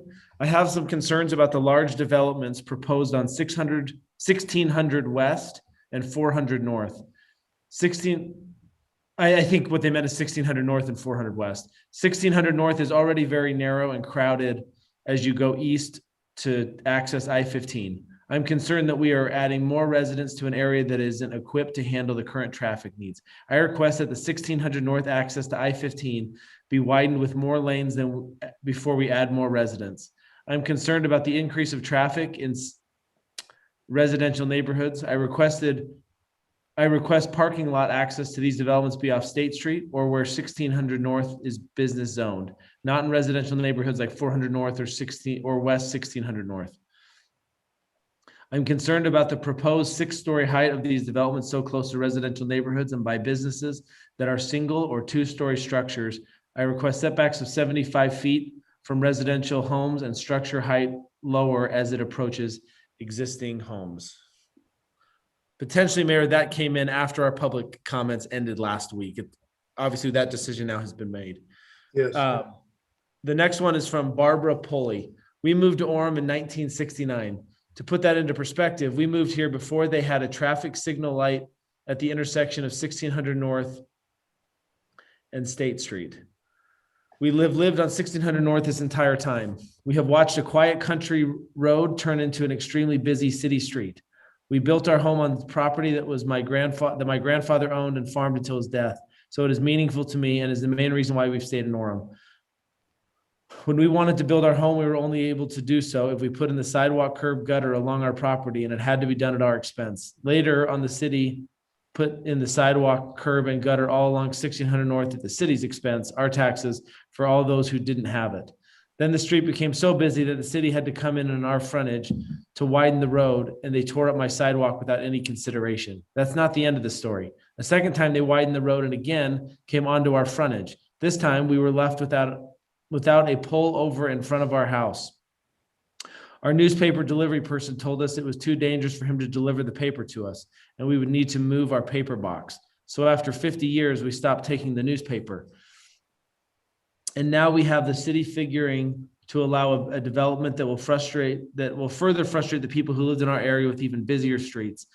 There are certain times of the day that we can't get out of our driveway as it is. Sadly, it is one of the problematic issues we'll be dealing with. Orem City, we've put up with a lot over the years since we've been here, but this one is just asking too much. One additional mayor, Jim Condi. I want to thank the city planning folks for making this recommendation. I'm happy that the council passed the 75-foot setback. The residential rezone adds an additional setback to the height that will help preserve our privacy and somewhat of a neighborhood feel. The developer has rights to develop his property, and he purchased bottleneck property with no real access to State Street. Development should be pushed towards State Street. He needs realistic plans for the property he purchased. Thank you. All right. Well, our time is up. Have you received any additional comments, Steve? No further comments, Mayor. All right, then we'll go ahead and close the personal appearance portion of our meeting and move on to consent items. There are 2 consent items. 8.1 is the approval of the City Council meeting minutes of March 9th, 2021. And 8.2 is a resolution, which is an interlocal cooperation agreement between Utah County and Orem City for the administration of the 2021 municipal elections. Would anyone care to move either one of those items to a scheduled item? All right, I move that we go ahead and accept the consent items as read. Is there a second to that motion? Second. Okay, let's go ahead and vote. We'll start with Jeff. Aye. Tom? Aye. Debbie? Aye. Terry? Aye. Dave? Aye. Brent? Brent, are you there or are you muted? Aye. Okay, thank you. And as mayor, I vote aye as well. Our consent agenda passes. We'll move on to our scheduled items. And the first one is a public hearing. The city will receive public comments on the Community Development Block Grant projected use of funds for the CARES Act, CDBG-CV funding, and consider approval of a resolution for a substantial amendment to the 2019-2020 Annual Action Plan. Ken Ransom, our CDBG Commission Chairperson, and Kenna Jo Matthews, our Community Services Manager, are our presenters. Hello, Mayor and Council. This is Ken Ransom. Hi. I'm happy to appear before you today on behalf of the CDBG Commission. And you can see our presentation in front of you there. If you can proceed, Ken, to the next slide. So initially, City of Orem received an initial grant of over $411,000. The council has allocated that grant, and you can see a summary there of all the projects that have been funded by the council. Next slide, thank you. And the city has received an additional CV grant of $287,940. And from that, $29,000 has already been allocated to Centro Hispano in a previous council meeting. So we have left to allocate $258,049.16. This is the reminder of the requirements for the use of the funding, the CDBG COVID funding. And the council previously has given our commission direction on focusing on these types of projects that you see listed there. Next slide, please. Thank you. So our first recommendation, the Orem Police Department is requesting $24,000 for victim services. This is a COVID funding request because we're seeing rising domestic violence rates in the city. And so we recommend that this request be funded at the requested amount. Next slide, please. The Orem Police Department is also requesting $5,000 for a mental health response team and homeless services program. The city is seeing higher homeless rates, and so we're recommending this be funded as well.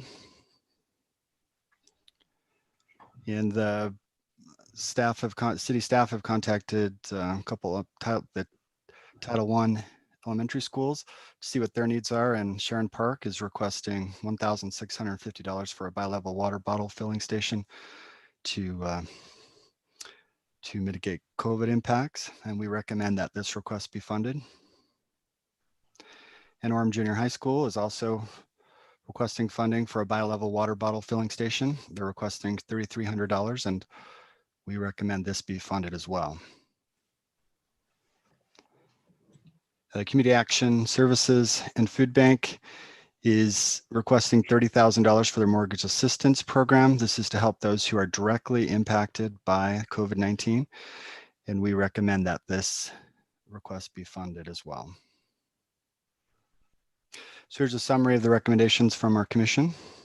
I want to thank my fellow commission members for their service on this commission and for their review and their concern for the community. And that if those requests are funded, that will remain to allocate $194,000 and some change for the. And we will make additional recommendations in the future, in the near future, for this funding. So the next step is to adopt a resolution approving an amendment to the action plan, and we'll turn it back to you, Mayor and Council. Okay, thank you. Any questions or comments? Okay, well, this is a public hearing, so we will open it up for anyone who wishes to make a public comment. We will take 90 seconds for that to occur and wait to see if Steve receives any. No comments yet, but we'll watch, Mayor. Okay.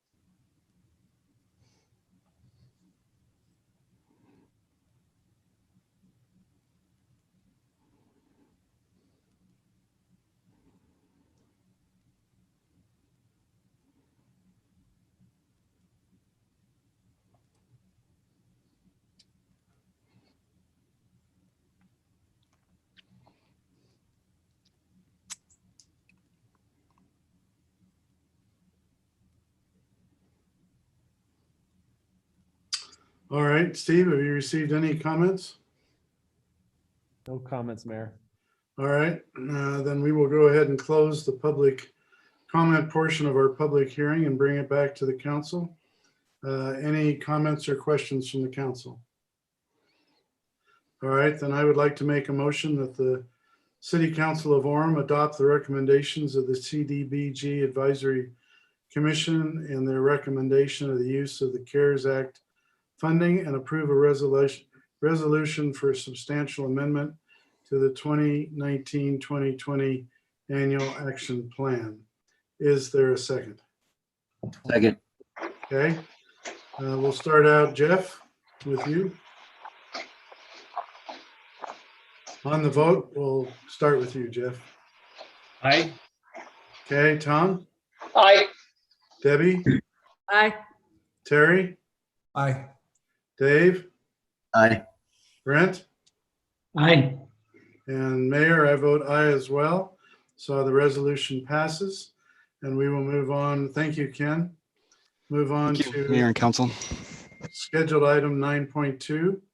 This is a fence modification / resolution.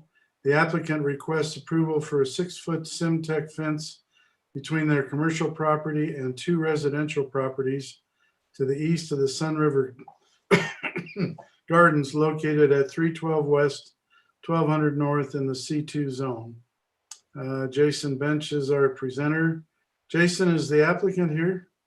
You know, I just realized, Mayor, I forgot to send him the link, so I don't know that he is on. All right, well, we'll move on. Go ahead. So you see my screen? Yes. Yeah, so the applicant is requesting that the fence between on the east side of the Sun River Gardens, you can see the red line on the screen. It is required based on being adjacent to a commercial zone being next to a residential zone that a masonry wall be required, 7 foot. The applicant is requesting that be modified based on the existing fence that's part of the existing fence that's there, which is the Simtech fence. You can see on the right side of your screen the existing Simtech in yellow. What they're wanting to do is continue that Simtech with the red, excuse me, the red portion. So the entire fence line would be the same material. Here's a shot from 12th north of the existing Simtech fence with the residential property there to the east. They're wanting to continue that style of fence. You can see how it abuts into the chain link. They'll take that chain link and replace it with a Simtech. So the same type of fence will then be the entire length. Both property owners have agreed that, and here's the letters that were in your packet. I'm not going to read those, but basically both property owners agree that the Simtech fence is sufficient for them as far as the separation between the nursery and their property. So we will recommend that the council grant the modification to, instead of a 7-foot masonry, that a 6-foot Simtech fence be installed and maintained along that west property line, or east property line, excuse me. Any questions? I don't have any from the council. Mayor, I'm having a hard time finding my hand raised. Let me just ask if I may. Go ahead. Jason, my only concern, since the neighbors are in agreement, is that we don't set a precedence for other properties. Could you comment on that? So we have done this in the past. This is, we probably have one a year that somebody comes in and wants to make a modification. We had one last year, remember, about 4th North, when a property owner really liked their fence and didn't want it torn down. So that it is built in the ordinance that allows an applicant to come to the council and make this request. So I can't say it sets a precedent, but it is in the ordinance and it does allow them to do that. So we typically have one a year or so. I'm not going to say we have it on a regular basis, but there is an option built in. Okay, any other comments or questions from the council? All right, I'd like to make a motion. I'd like to move that a 6-foot Simtech fence be allowed between the commercial property and the 2 residential properties to the east of the Sun River Gardens located at 312 West, 1200 North, and the C2 zone be approved. Is there a second? Second. Okay, let's go ahead and start. Brent, we'll start with you on voting. Are you in favor? Aye.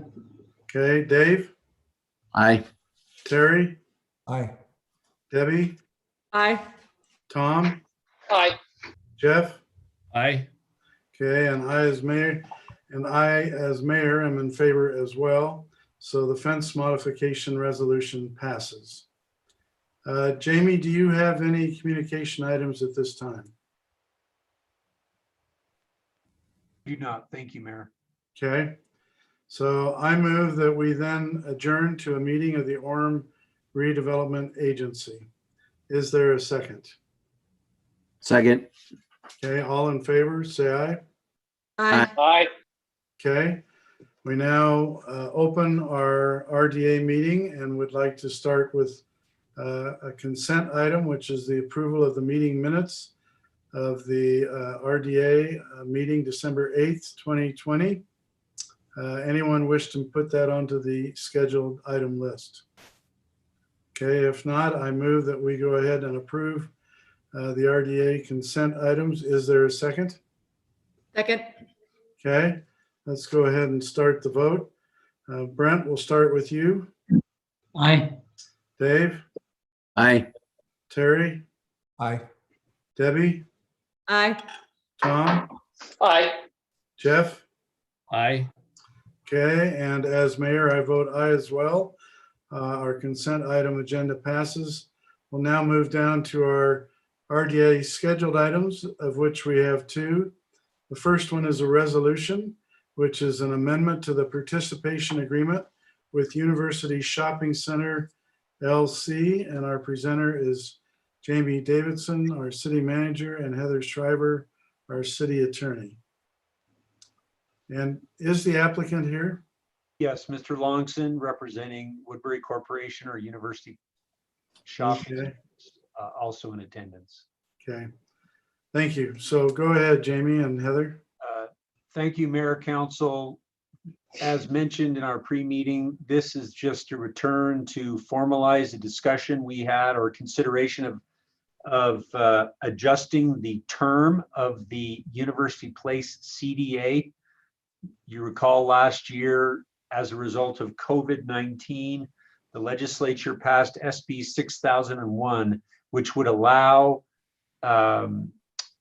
cities, municipalities with redevelopment agencies, specifically the redevelopment agency of Orem, to extend the term of the current University Place CDA an additional 2 years to accommodate and account for delays that have resulted in construction and other operations associated with the CDA. By resolution, you are asked to consider and approval of the resolution, which would then formalize the action At that point, we would then, as a redevelopment agency, enter into a revised agreement with the Woodbury Corporation to memorialize the action that you are taking here tonight. Okay, any questions or comments from the council? Okay, then I would like to. Mayor, this is Terry. I do have a comment. So just a reminder, I understand what's happening with the CDA and with retail, but part of the master plan when Woodbury showed this to the neighbors was, I mean, they've certainly gone ahead with the apartments that built throughout the complex, but they also talked about a tennis facility they were going to build. So some of these things I'm not seeing. So maybe they can give us an update on some of the other parts of the master plan that they promised to the community. I can touch on that briefly. So one of the first things that we did is we built the park, which we've hosted lots of community events and so forth in, and is open, for the public to come and enjoy as well. So that's one of the facilities that we did. Also, obviously, we built some commercial with building additional retail. We built a 100,000 square foot Class A office building, parking decks, and also are under construction now on a new parking deck with a new office building. So more than just the residential, obviously we've been doing the commercial portions as well. And as far as a tennis club, that was a proposal in the initial phases of looking at doing a tennis club. Obviously in today's environment, that hasn't been warranted yet, as has not some of the other office buildings or residential buildings. And so when the market would warrant that, that would be something that we would consider. But right now, that's not a feasible thing to build. So as you know, this has been being done in phases, and we're continuing to advance those phases. Thank you. Thanks, Okay, any other comments from the council?